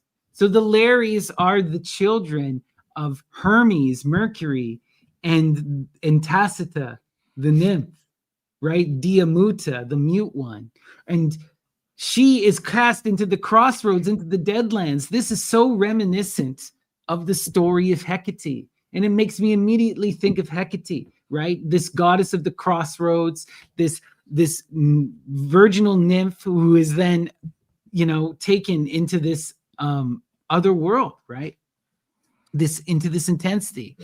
And I just really wanted to build on this idea and go, okay, so who is the goddess Tacita?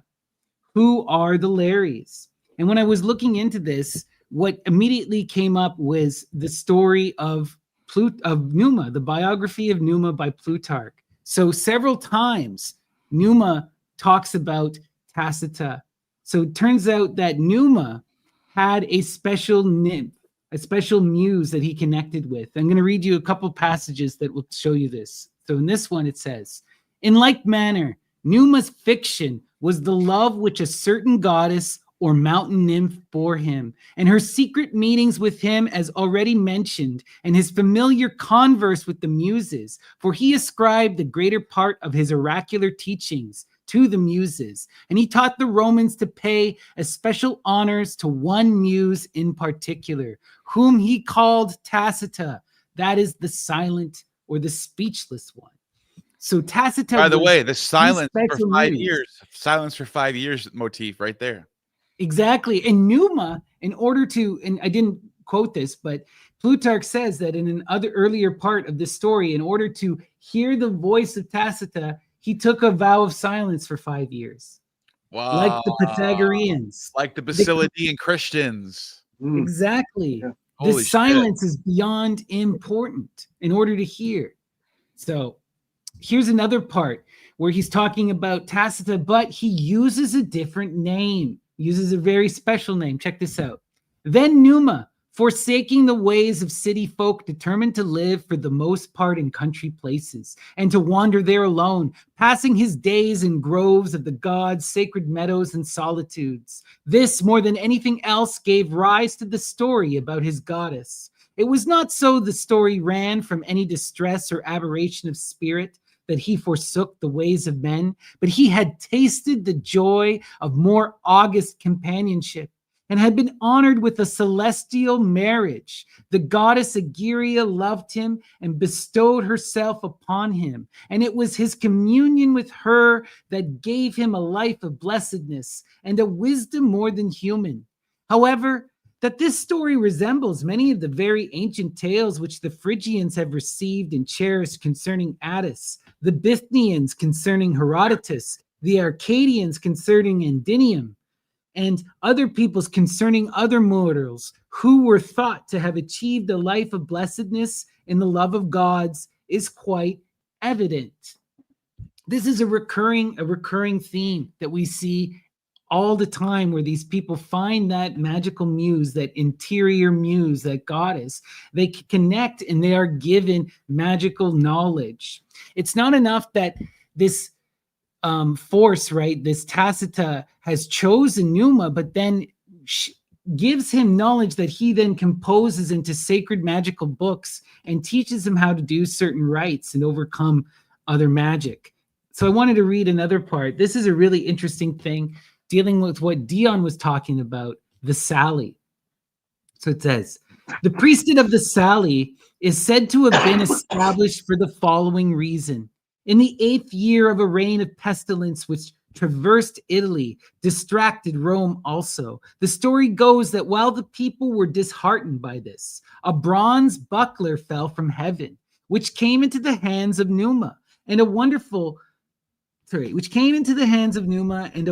account of it was given by the king, which he learned from Egeria and the Muses.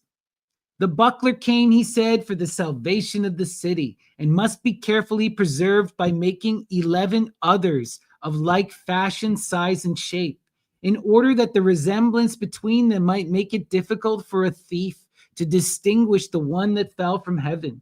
He said further that the spot where it fell in the adjacent meadows, where the Muses usually had converse with him, must be consecrated to them, and that the spring which watered the spot should be declared holy water for the use of the Vestal virgins, who should daily sprinkle and purify their temple with it.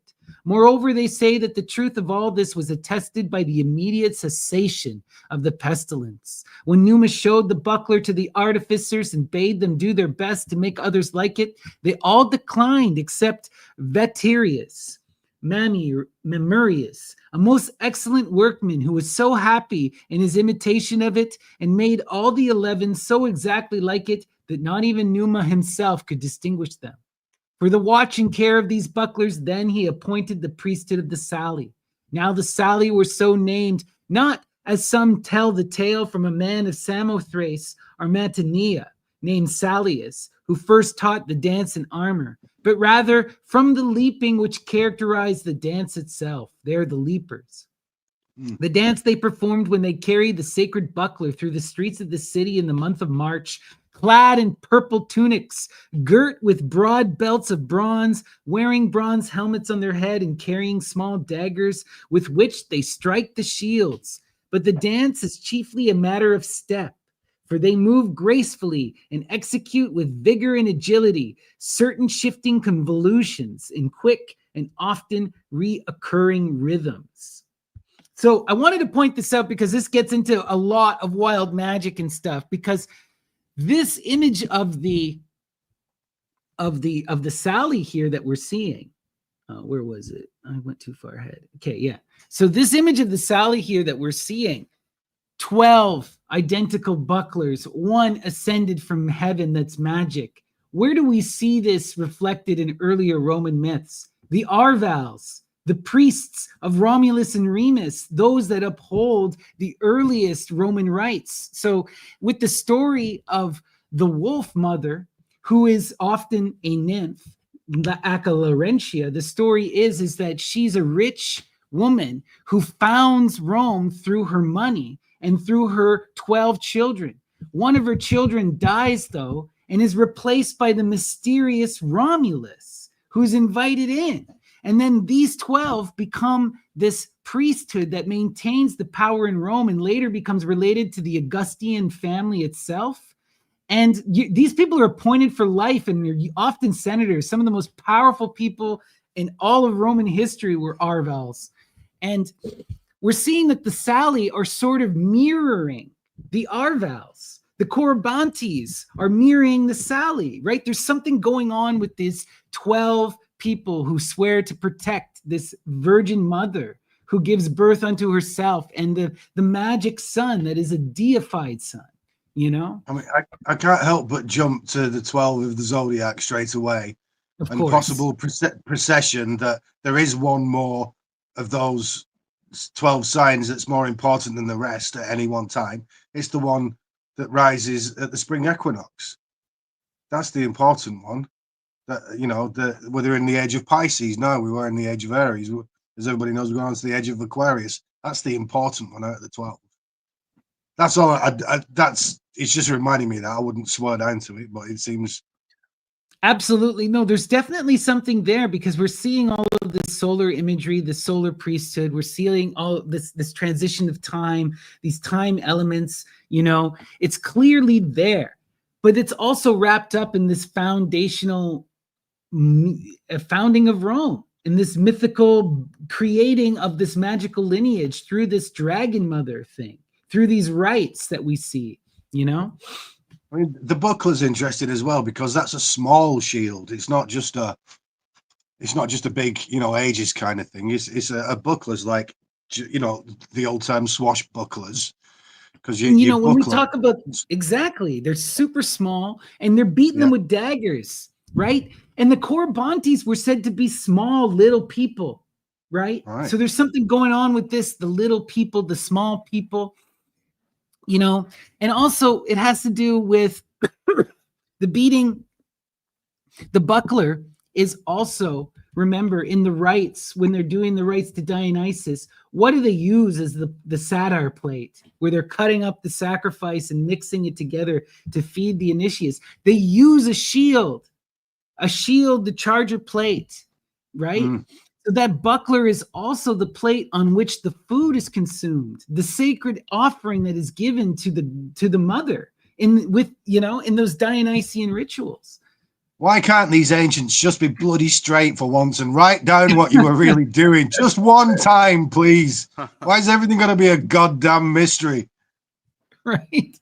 Well, and yeah, that shield imagery, the plate imagery is so intense. Dean and I, we've done several episodes on it, right? The charger, Dionysus on the John the Baptist's head on the charger plate, right? Yeah.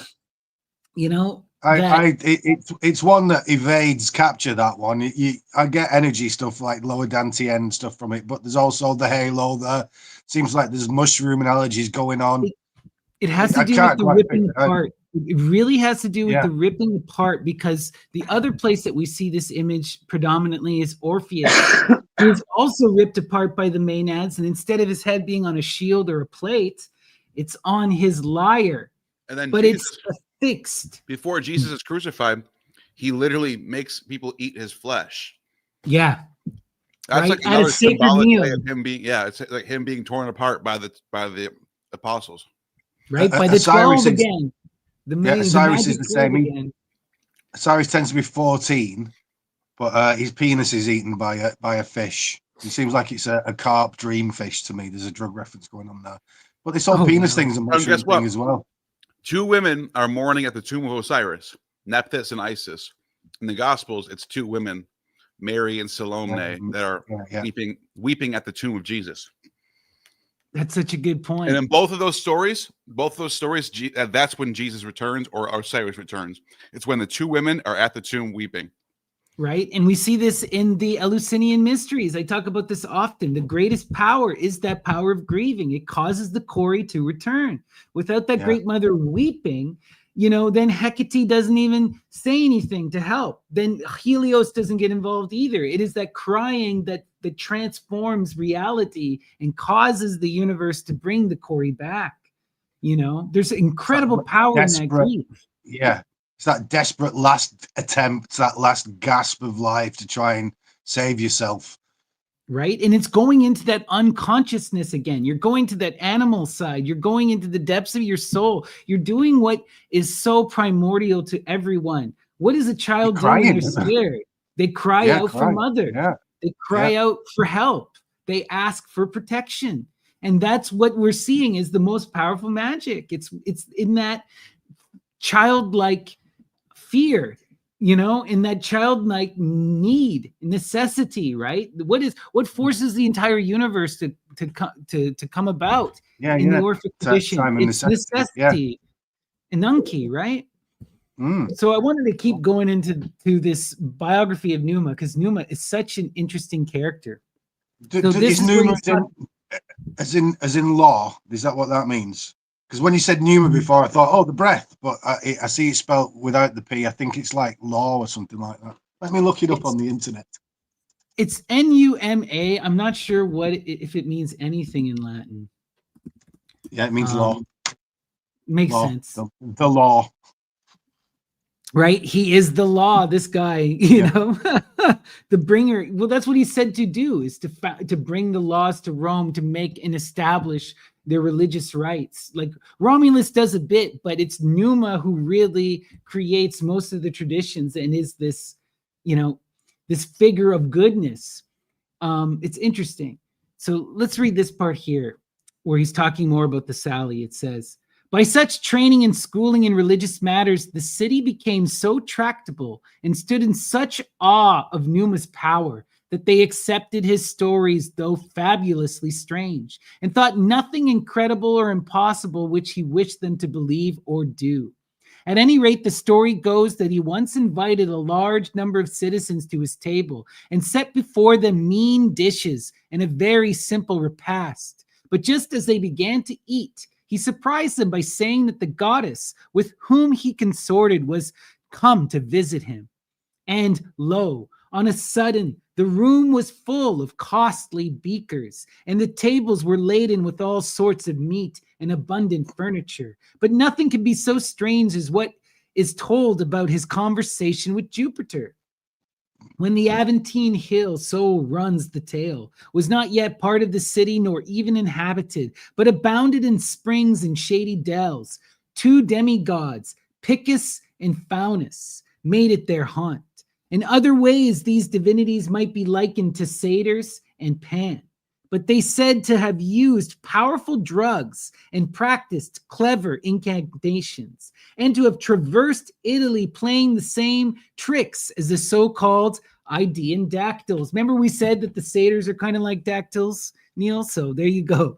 These demigods, Numa is said to have caught by mixing wine and honey with the water of the spring from which they were wont to drink.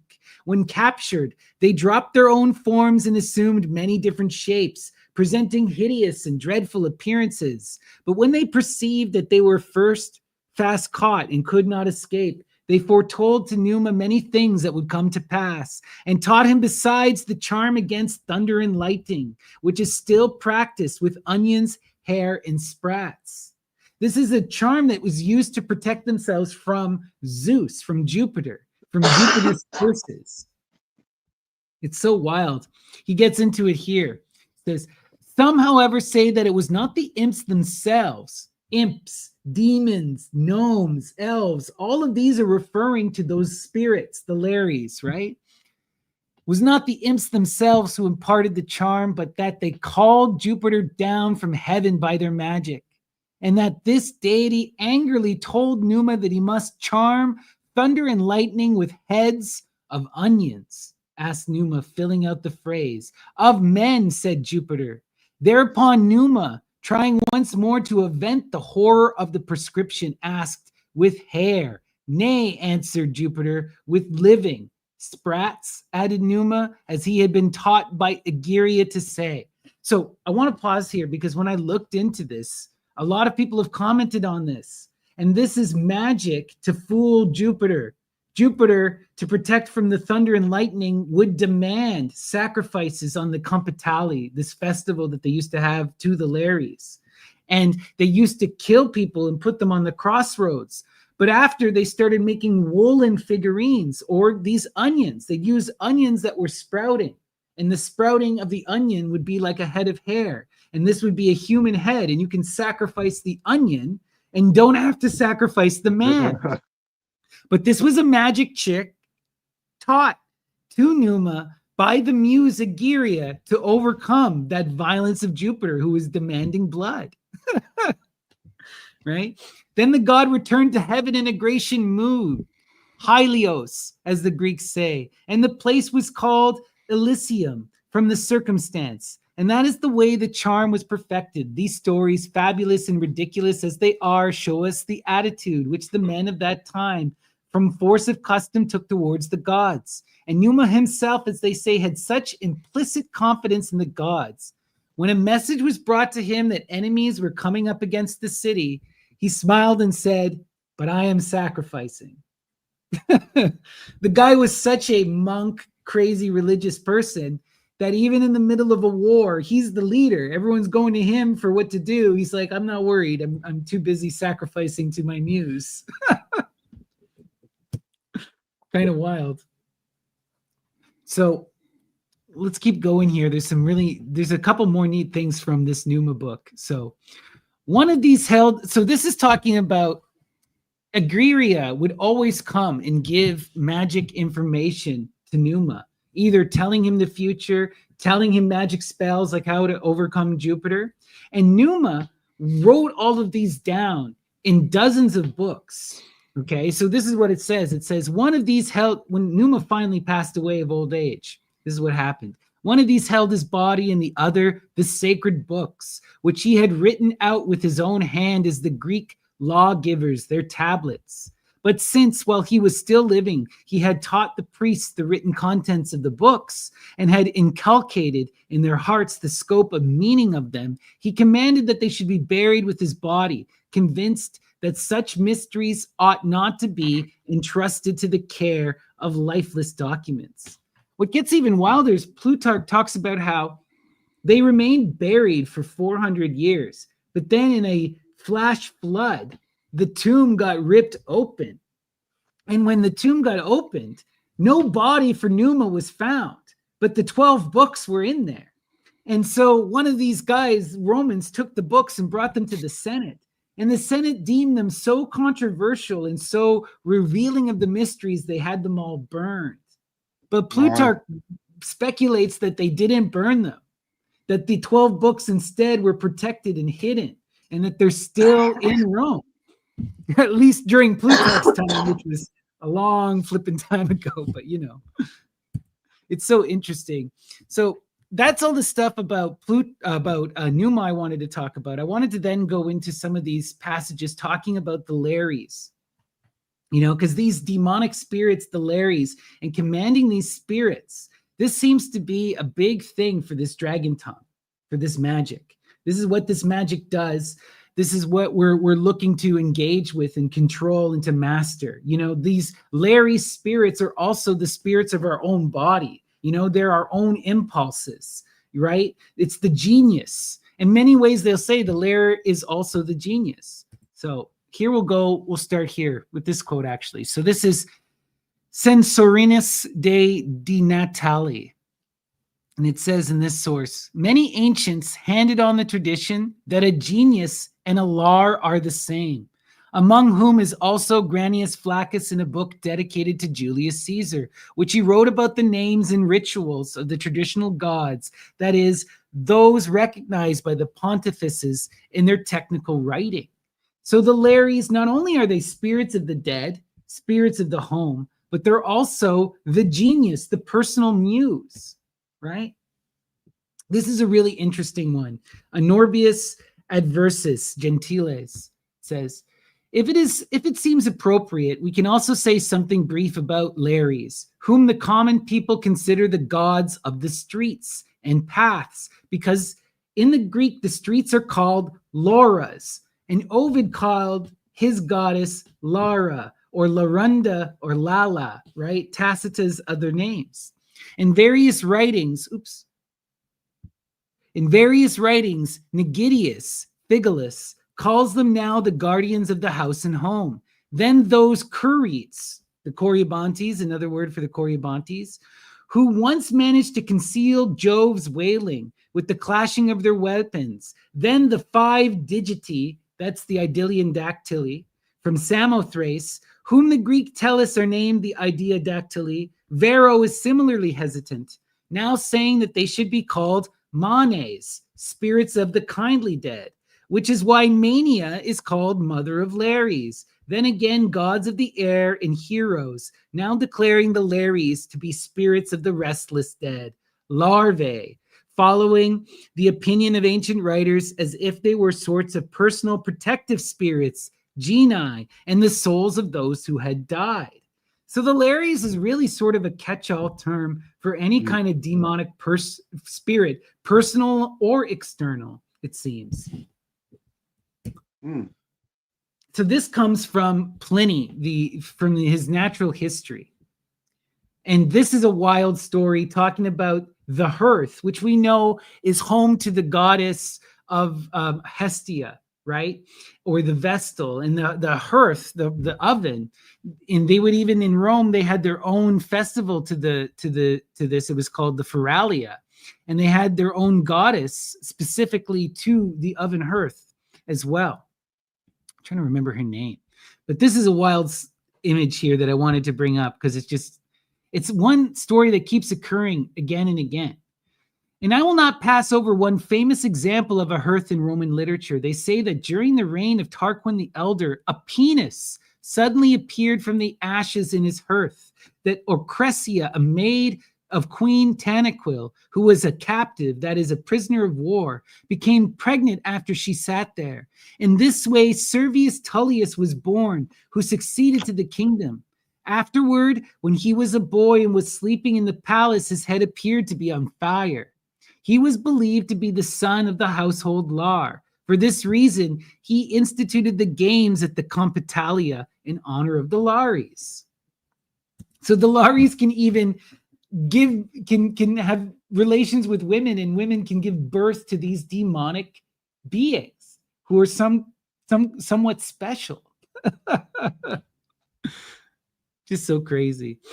So this was an interesting. The fact that it's such a catch-all term is interesting me, and it's almost labeling a psychological component, isn't it? I know that's very 21st century thing to say. This is what we get, but no, that's not so far off, because when I was it comes from later stuff, but when I was looking into this, a lot of people say that the gnomes and dwarves of later, more modern European folklore are related to the Lares, and that these are spirits of the mind.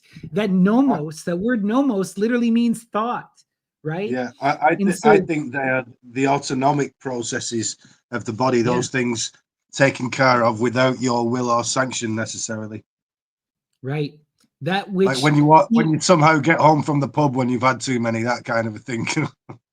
Oh, absolutely. I mean, you can read, for example, the entire story of Snow White and the Seven Dwarfs from a cult perspective, and you can see that that's her getting in touch with herself and rising to the occasion. She's been forced into the woods and abandoned, and now she goes to the dwarves who save and protect her and clothe her. That's herself taking care of her own shit. That's what it's about. She survives in the woods. She becomes her whole self by connecting to those other aspects, those parts of herself that she took for granted until she was put in a situation where she was forced to utilize them, you know? I love that period of fairy tales. They are very much like the Greek myths, but a little less confused by the aeons, you know? We still have connection to that, even though they could be even older. We are more connected culturally to them, so there is a little less of a loss in understanding in many ways. The veil isn't as thick, you know. So this is the last quote I wanted to read for you guys. This is a fun one. This comes from a play by Plautus called the Auloloria, and it actually has a Larry as a character, and the Larry tells us about himself. So I thought we had to include this because this is a Larry telling us who he is. In case anyone wonders who I am, I will tell you briefly. I am the Lar of this household that you saw me coming out from. For many years already, I have both been occupying this house and protecting it for the father and grandfather of the man who lives here now. Now, this man's grandfather entrusted me with the treasure of gold, with fervent prayers hidden from everyone. He buried it in the middle of the hearth, begging me to guard it for him. When he died, he did not even want me to tell his own sons. He was so greedy. He wanted to leave him poor rather than show this treasure to his son. He did leave him a piece of land, not a big one though, so that he could live on it with great toil and miserably. When the man who entrusted the gold to me died, I began to observe whether his son would in any way hold me in greater honor than his father had. He took less and less trouble over me and gave me fewer honors. I did the same in return. He also died poor. He left the son behind, the one who lives here now, a man of the same character as his father and grandfather. He has one daughter. She worships me every single day with incense or wine or something else and gives me garlands. It is in order to honor her that I let this man here, Eusilio, find the treasure so that he might give her more easily in marriage should he wish to do so. A young man of very high rank has raped her. This young man knows who the girl he raped is, but she doesn't know him, and her father does not even know that she has been raped. I will make this old man from next door ask for her hand in marriage today. My reason for doing this is so that the man who has raped her may marry her all the more easily. And this old man who is going to ask for her as his wife, he is the uncle of that young man who violated her chastity by night during the rituals held in honor of Ceres. But now this old man is shouting inside as usual. He is throwing out the old woman so that she cannot learn his secret. I think he wants to look at his gold in case it has been stolen. Pretty wild. I mean, that's so clearly encoded with something. I got hints of Jack and the Beanstalk from it and other such things. There's a lot of wildness going on here, and there's this generational magic. It's like the Lares are this ancestral power that wants to help us, but we have to be connected with it. We have to honor it. And it's only when the great-granddaughter honors that the Lar gets involved to help. You know, it's kind of interesting. But this whole abduction and rape thing is wild, because that is such a constant theme in the Greco-Roman myths. Yeah. Yeah, it's What do you the think, ease at which they write it down as well. It's like, oh, it just happened to be a rape. Oh, it was fine though. Everything's great. It's pretty wild. It's pretty wild. But yeah, that's what I had for you guys. Just talking about the mother of Lares and looking at these demonic forces. The other thing I wanted to point out is that this is all connected to Hecate and the crossroads.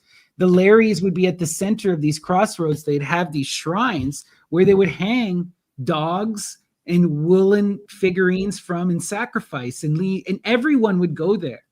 One of the interesting things with these temples to the Lares too is it was the only place that in segregated Rome that foreigners, citizens, and slaves and highborn would all meet in one place at the crossroads to give offerings to the Lares and to the mother. Well, that's got a hermetic bent to it, seeing as Hermes would be at the crossroads. Although you find the devil at the crossroads, do you not? Tacita is raped by Hermes and gives the Manes, the Lares are the children of Hermes. Right. It's very clearly Hecate, a Romanized Hecate, right? Hecate is everywhere. She's involved in all types of things. She's like essential for all of it.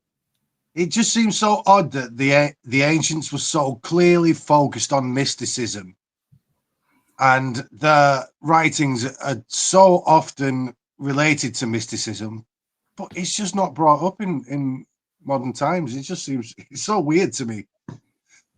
Because we've completely, I know that's a bit off topic, but it's also on topic and it's important. Like, the three of us here and Dion, who had to leave, unfortunately, we're connected in this mystical realm where we're trying to understand and connect to the mythology on that deeper metaphoric level, right? In the Indian tradition, they talk about this a lot, right? We're approaching this as aesthetes, truly appreciating the art in its totality, using the art as a mirror to reflect the totality of life's experience and be transformed by it. You know, the myth is that ability to engage reality through that shared lens of experience with the ancient past. If you truly engage it in that magical way, but you have to engage with it, and you have to read between the lines.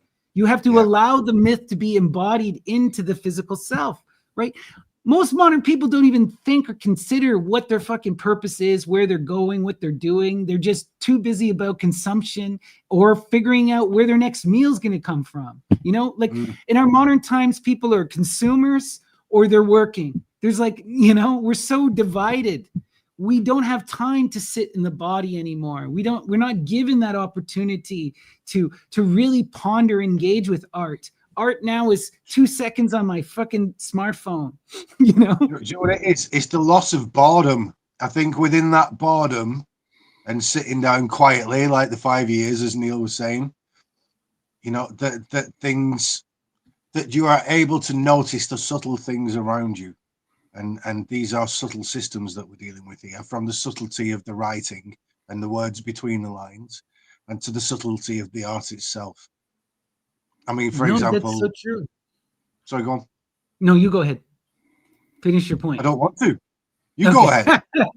I would just, you know, it just makes me think like, you know, we see this so much in our current understanding, is that people are so radically afraid to reinvent themselves, to be confronting the self, to be going through this process of self-reflection, of looking in the mirror, of doing that hard work. We'd all rather externalize and blame someone else. We'd all rather just, you know, taking these easy ways. And then this is also how people fall for this egregoric type magic, for this extreme politicization, where people fall into camps and are unable to talk to one another and become tools that are utilized by forces beyond them and don't even recognize that they're playing these games. Right. Yeah.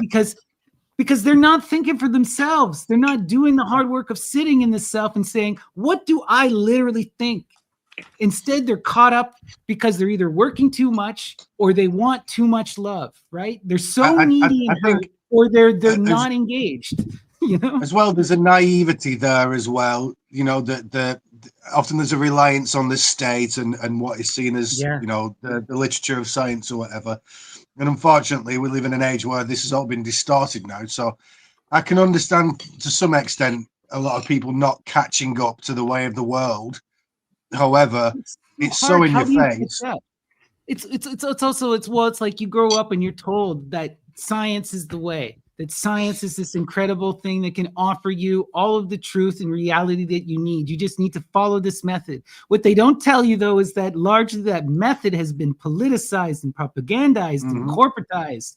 And what now counts as science has been bought and paid for to create a result.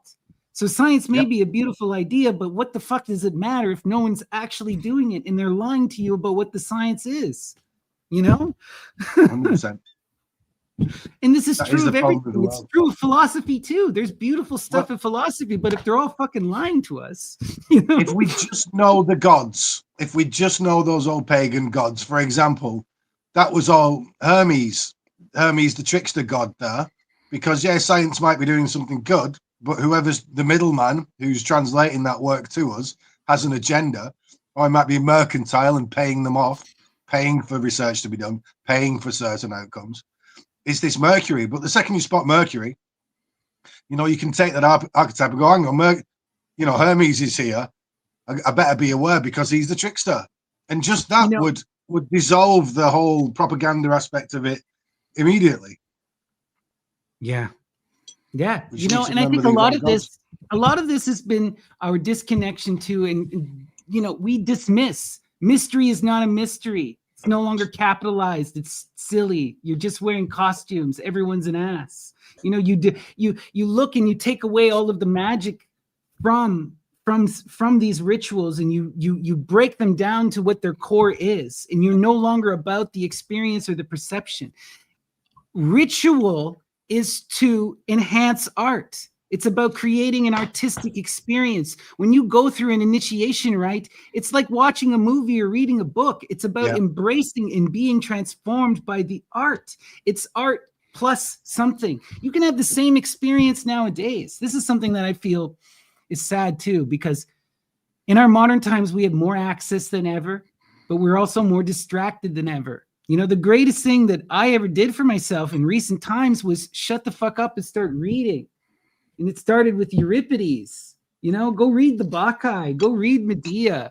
You will have your mind blown. And when I mean read it, don't read it once. Read it multiple times. Try to engage with it. Read commentaries. Read other people's positions. Truly embrace something like a nerd.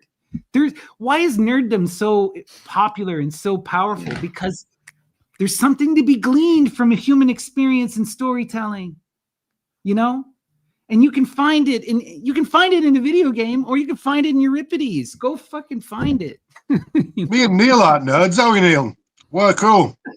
Oh yeah. I don't know. But Massive nerds. what do you guys want to? You know who else is a massive nerd? I'm reading this book right now about the Italian Renaissance, and Petrarch. Oh my God, this guy, I love him more and more the more I read about him.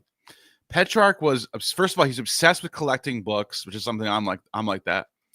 He was obsessed with, like, he would read Cicero, and he thought that this was an act of reviving Cicero from the dead, so we can talk to him. He would actually, let me show you this passage. You have a couple more minutes? Of course. Yeah. All right, I'll be right back. Yeah, it's the translation of Cicero that kind of. I love Cicero is one of the best things I've ever bloody read. It's a bit disjointed at times.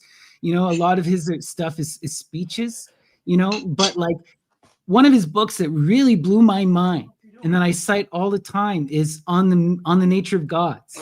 Right in that text, he comes out and tells you, be careful of who you make your teacher. Be careful of who you say is master, because now you're limited by them.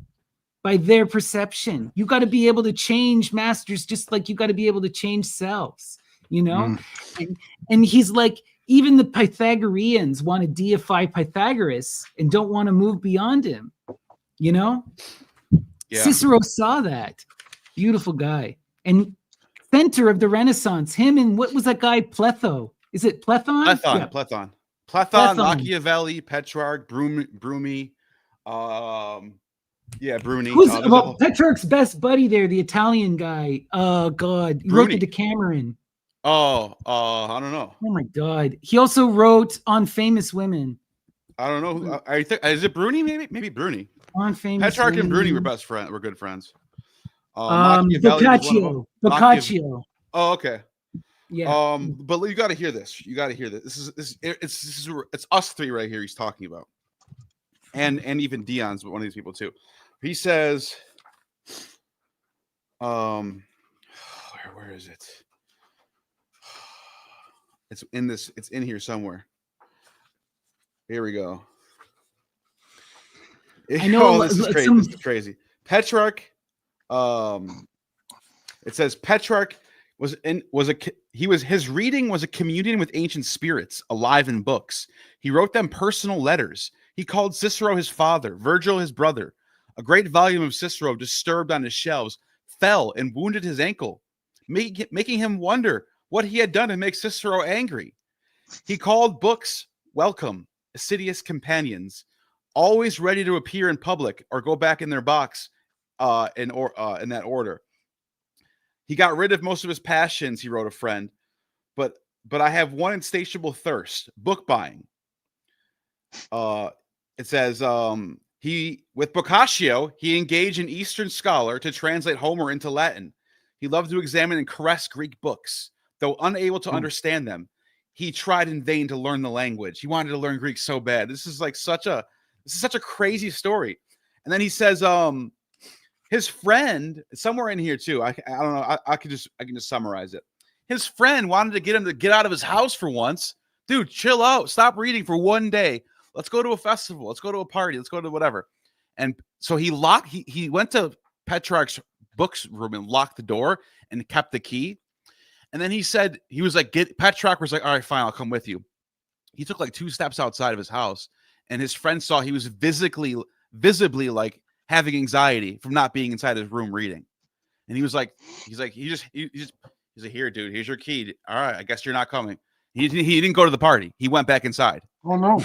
Petrarch was that drawn to books. That's all he did, would sit in his room all day and read. So I'm like, dude, this Mhm. guy's special. That's a Gnostic right there.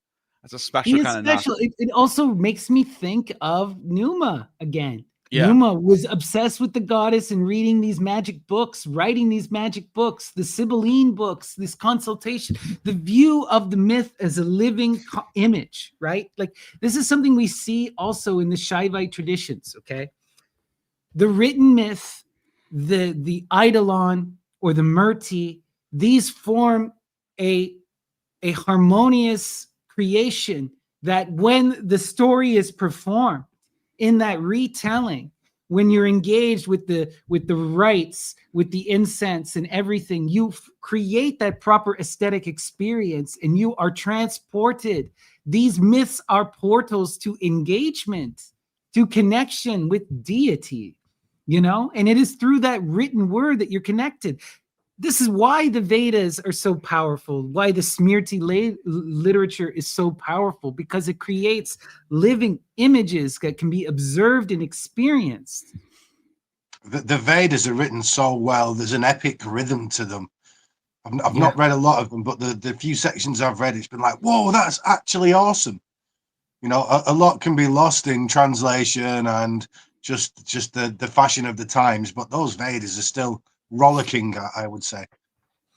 Yeah, absolutely. I know a lot of people complain about the poetic translations of the early 20th century, you know, that a lot of these ancient Greek texts have not been updated into modern language.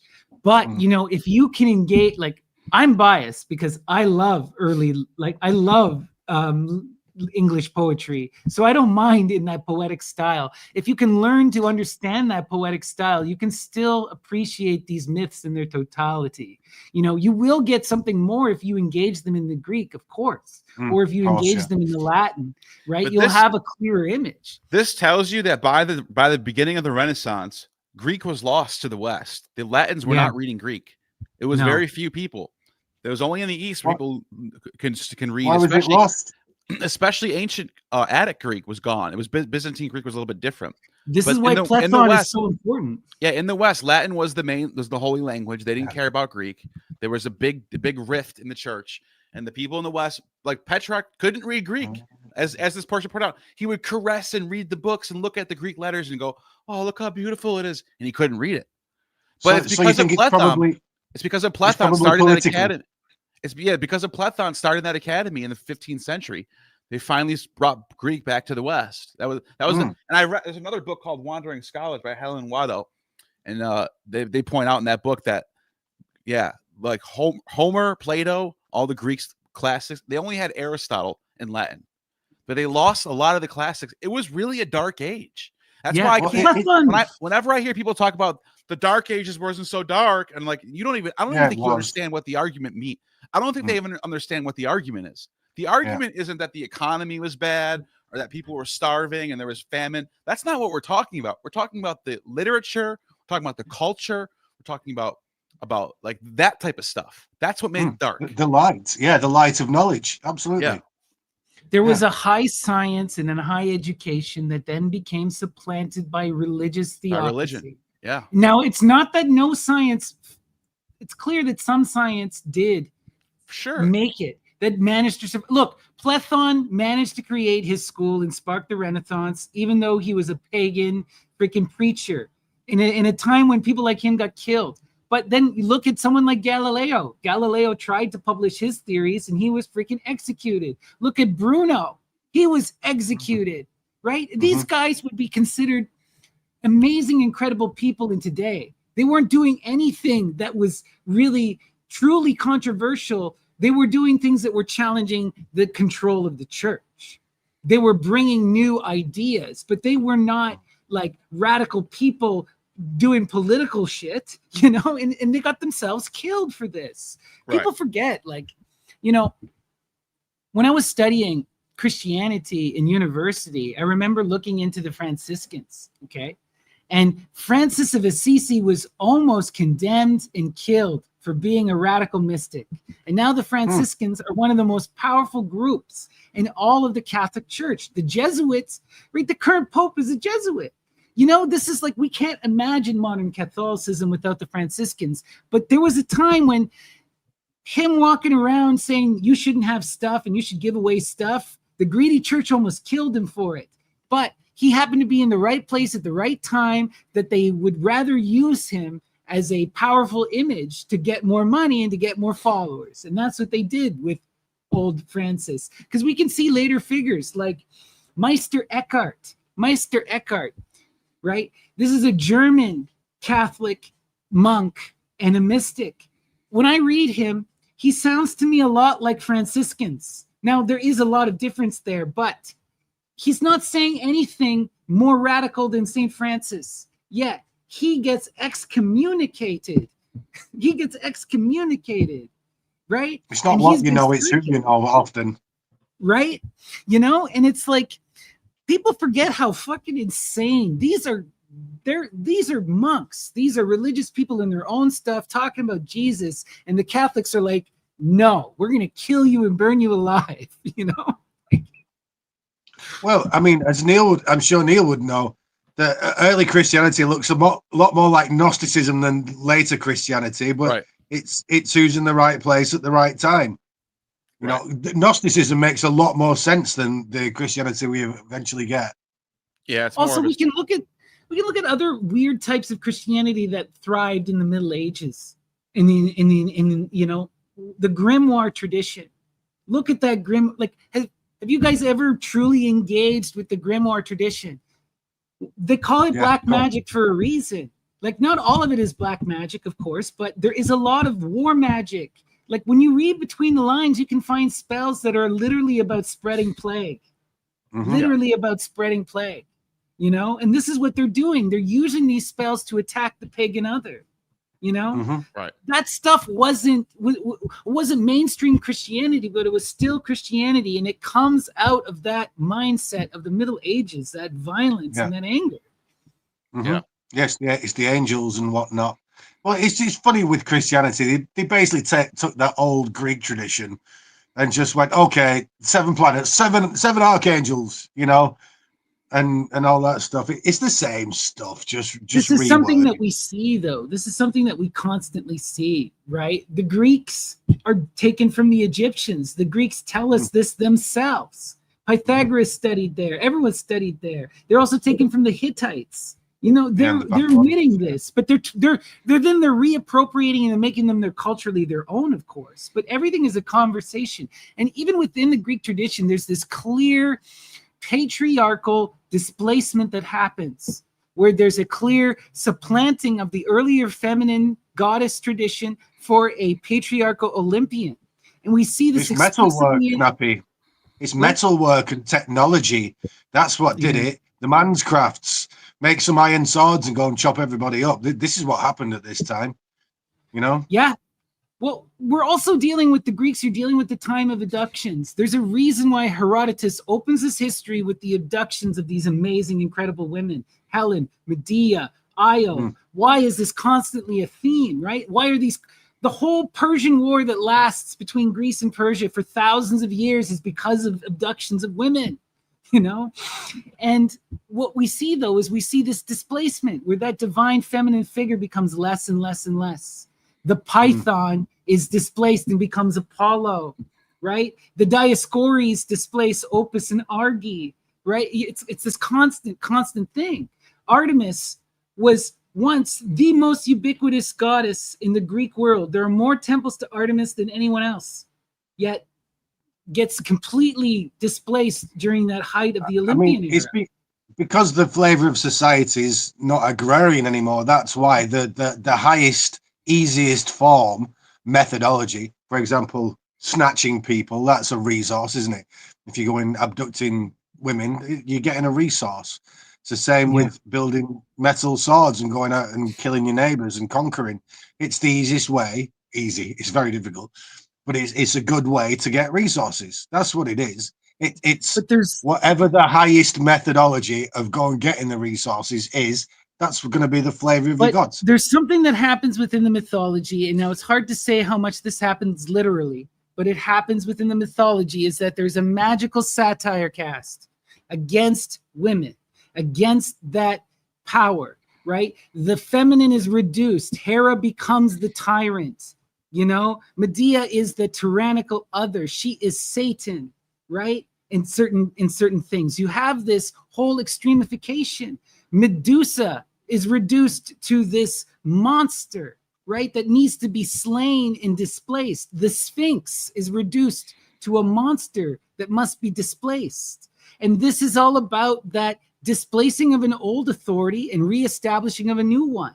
The destruction of that chthonic and the embracing of this Olympian patriarchal Heraclean lineage. But then we see it goes even further. Christianity builds off of that Heraclean patriarchy, that Olympian transition, and extremifies it even further. They continue to vilify that feminine. They continue to amplify this separation, you know, this monism, this rejection of nature. We've just gone through, I mean, not to talk modern days and political stuff. I'm just saying we've gone through a short cycle of that now. We've just gone to the feminine and come back into the masculine suddenly. It's just a very quick, we just had a very quick political cycle of that. Yeah. If you get me. Yeah. It's just, there's so much wildness going on there with this, you know, and it has to bring it back to the dragon tongue and to bring it back to the magic of the satire, of the exposing of other people's ugliness, of weaponizing mythology to create a story of hate. This is serious power. And this is what you see the Christians do to the pagans. All that is evil is pagan. And this is what you see some modern wizards try to do to the Christians. You know, you see someone like Anon doing this, right? Yeah. So this is a clear type of ritualized magical art, you know? Have you noticed though, again and again, the other's always involved? Yeah. You know, there's always the other. And I think, so as a personal philosophy, I always say, I don't want to do magic. I want to be magic. Now, doing magic would suggest a kind of polarity there because of that other. You know, I'm in one place. I want to be in another place. There is one thing going on. I want it to be different. There's an otherness there. But I don't want to do magic. I want to be magic. I want to bring those two things together. Do you know what I mean? I want these things to happen naturally within me and for me and around me, rather than me polarizing and doing it that way. And I think society needs to learn this lesson. Else we're going to keep going round and round and round. That polarity that keeps swinging backwards and forwards, getting faster and faster till we all go flying off. Yeah. And we keep trying this big man thing where we try to create a figurehead, a ruler who represents the totality of our nation state or our ideal, and it just explodes in violence and ugliness every single time. I don't care if it's Akhenaten. I don't care if it's Hitler. I don't care who it is. You know, these kings don't work. They don't. Yeah. Yet we keep going back to these old modes. It's got to be you. It's every time it's got to be you. That's the point. You're the only person you have any right to work on. You know, in fact, it demanded of you. It's Abraxas again. Abraxas is making you level up. You know, Abraxas is causing the game of life. The real war is with the mirror. The real battle is with the mirror. And the real process is with that mirror. Parvati is that other. She's representative of the nature. And it's the nature that is that reflective force through which we can contrast ourselves and refine ourselves. And it is Shiva refining themselves to be worthy to make love to that Parvati that causes him to go through that cycle and be transformed. And causes Parvati to be transformed. They become one together through that process of refinement and reflection. But to become one, you need the other. It's the one and the many, right? This is the alchemy. This is the alchemy of those two serpents beneath the goddess's legs. I think that's a great place to end it, actually. Yeah, that's a wonderful place to end it. Amazing. Well, thanks, guys, for joining me. This was a lot of fun. It's always wild to get into the comparative mythology with you guys. Before we end it, do you guys have anything you want to say about Dragon Tongue or the Mother of Lares or any of the stuff we talked about this evening? Well, I got this video coming out pretty soon that I want to talk a lot about these Basilidians and how Christmas does, in fact, have roots that are pagan. pagan is the term we use. It does. Neil, did you ever notice that that St. Peter's Basilica is in the form of a basilisk dragon? Look, have a look at images. Yeah, look at images of St. Peter's Basilica. Not surprised And though. you'll see it. Yeah, at the front, it's a classic looking dragon, and then round the back, you notice it's a snake, and it's doubly proven because there's a path. That was Nero's just building for a outside it. while. That was Nero's built Is that brand right? new building. Well, there's a forked tongue out the back of it in a path. You'll see it. The circus. I've got your email. It was I'll the send you an circus of Nero before it became the Vatican. email. Is that right? Yep. Wow. That's so wild. But yeah, Oh, everyone, make sure yeah. you go check out Neil's new video. When is that going to be coming out? The 13th. And what is it? What's the title of it? Do you have a working title? I don't have a title yet, but it'll be something. It'll be something pretty crazy. This is going to be fun. It's great. I love the holiday videos you've done in the past. I remember you did one with, what was that channel? The guy was such a weirdo. Inspiring Philosophy, where you debunked him. This was a couple of years ago. Wait It was till you see what amazing. Derek's about to drop out in the next Oh, couple of days. gosh. Me and him talked for 4 hours about Inspiring Philosophy. Oh, 4 God. hours. That's how long it was. He recorded the whole Do I thing. need to go and look up this guy? Is he that weird? You're gonna cringe. You're gonna cringe. You're no. gonna. It's not inspiring, It's gonna piss you nor off. is it Yeah. philosophy. Yeah, it's Okay? neither of those things. Yeah. Yeah. We talked for 4 hours debunking all this shit that he's saying in this one speech he did. If Oh, you search God. Wait till Gnostic just wait till you Informant, see it. Inspiring Philosophy Saturnalia, that's the video I'm referencing, and Neil kills it. It's a good Yeah, one. and he learned nothing from that because a week later he's saying all the same bullshit again. He Well, learned you nothing. know, From Dan says the same stuff too, and you refute. You've been refuting this for the last like Yeah, 3 Dan's years now. Dan's gone backwards in his studies. He used to say cool shit like that and be like, yeah, obviously gift giving and greenery, and that's obviously Saturnalia. You even have Tertullian saying, I have a source from Tertullian in the 2nd century where he's going, what is going on? All these Christians, they can't even recite Psalms, but they love going to Saturnalia. They love gift giving. They love greenery. They love the midwinter celebrations. What are we gonna do? He's like freaking out about it.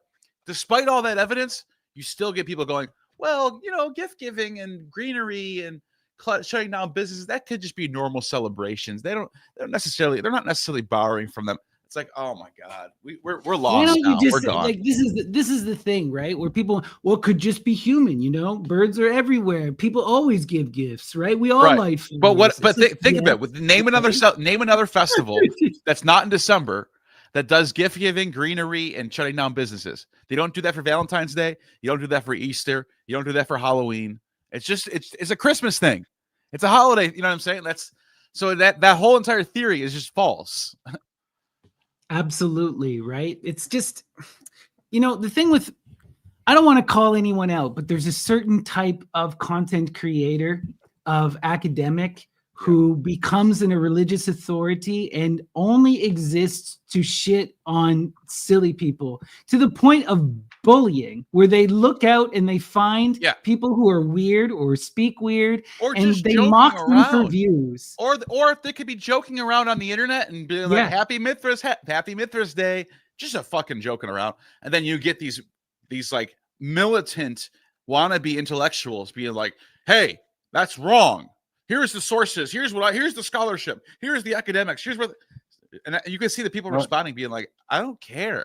Go away. It's the amount of time that they put into typing as well. It's like you've just completely wasted your time over a silly joke. It's ridiculous. The internet feeds off of this controversy and gives people money for it. So what ends up happening is the academic and the stupid person feed each other. The stupid person acts more stupid to get more views. They don't believe it. And the academic is responding to the stupidest drivel imaginable, making everyone dumb. And it's like, why are you engaging this stuff? Exactly. Like, it's all so just silly. dumb. It's all just dumb. You guys are just stuck in this masturbatory farce. And talk about something real. I saw that, then I'm like, why are you doing that? Wankers. And it's all subjective anyway. That's what bothers me so much about this. They're acting like these are objective facts that we can prove with science. It's not true. It's None just of not it true. is. Yeah. No, not in the realm of religion. Like, calm it's the silly. F down. Like, when I was dealing with my professors in university, they would always couch everything in maybes. well, I don't know. You could check out this source and tell me what you think.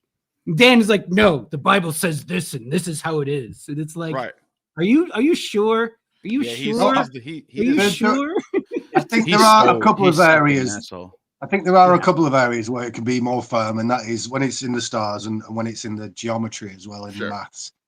Because Yeah. by its nature, it But can't. we're ranting more here, guys. But it's always fun to rant with you. We need to get together again soon.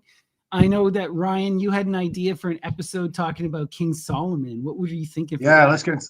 I especially want to charge Dion's brain cells with Solomon as well. See what because he always digs up something strange and unusual.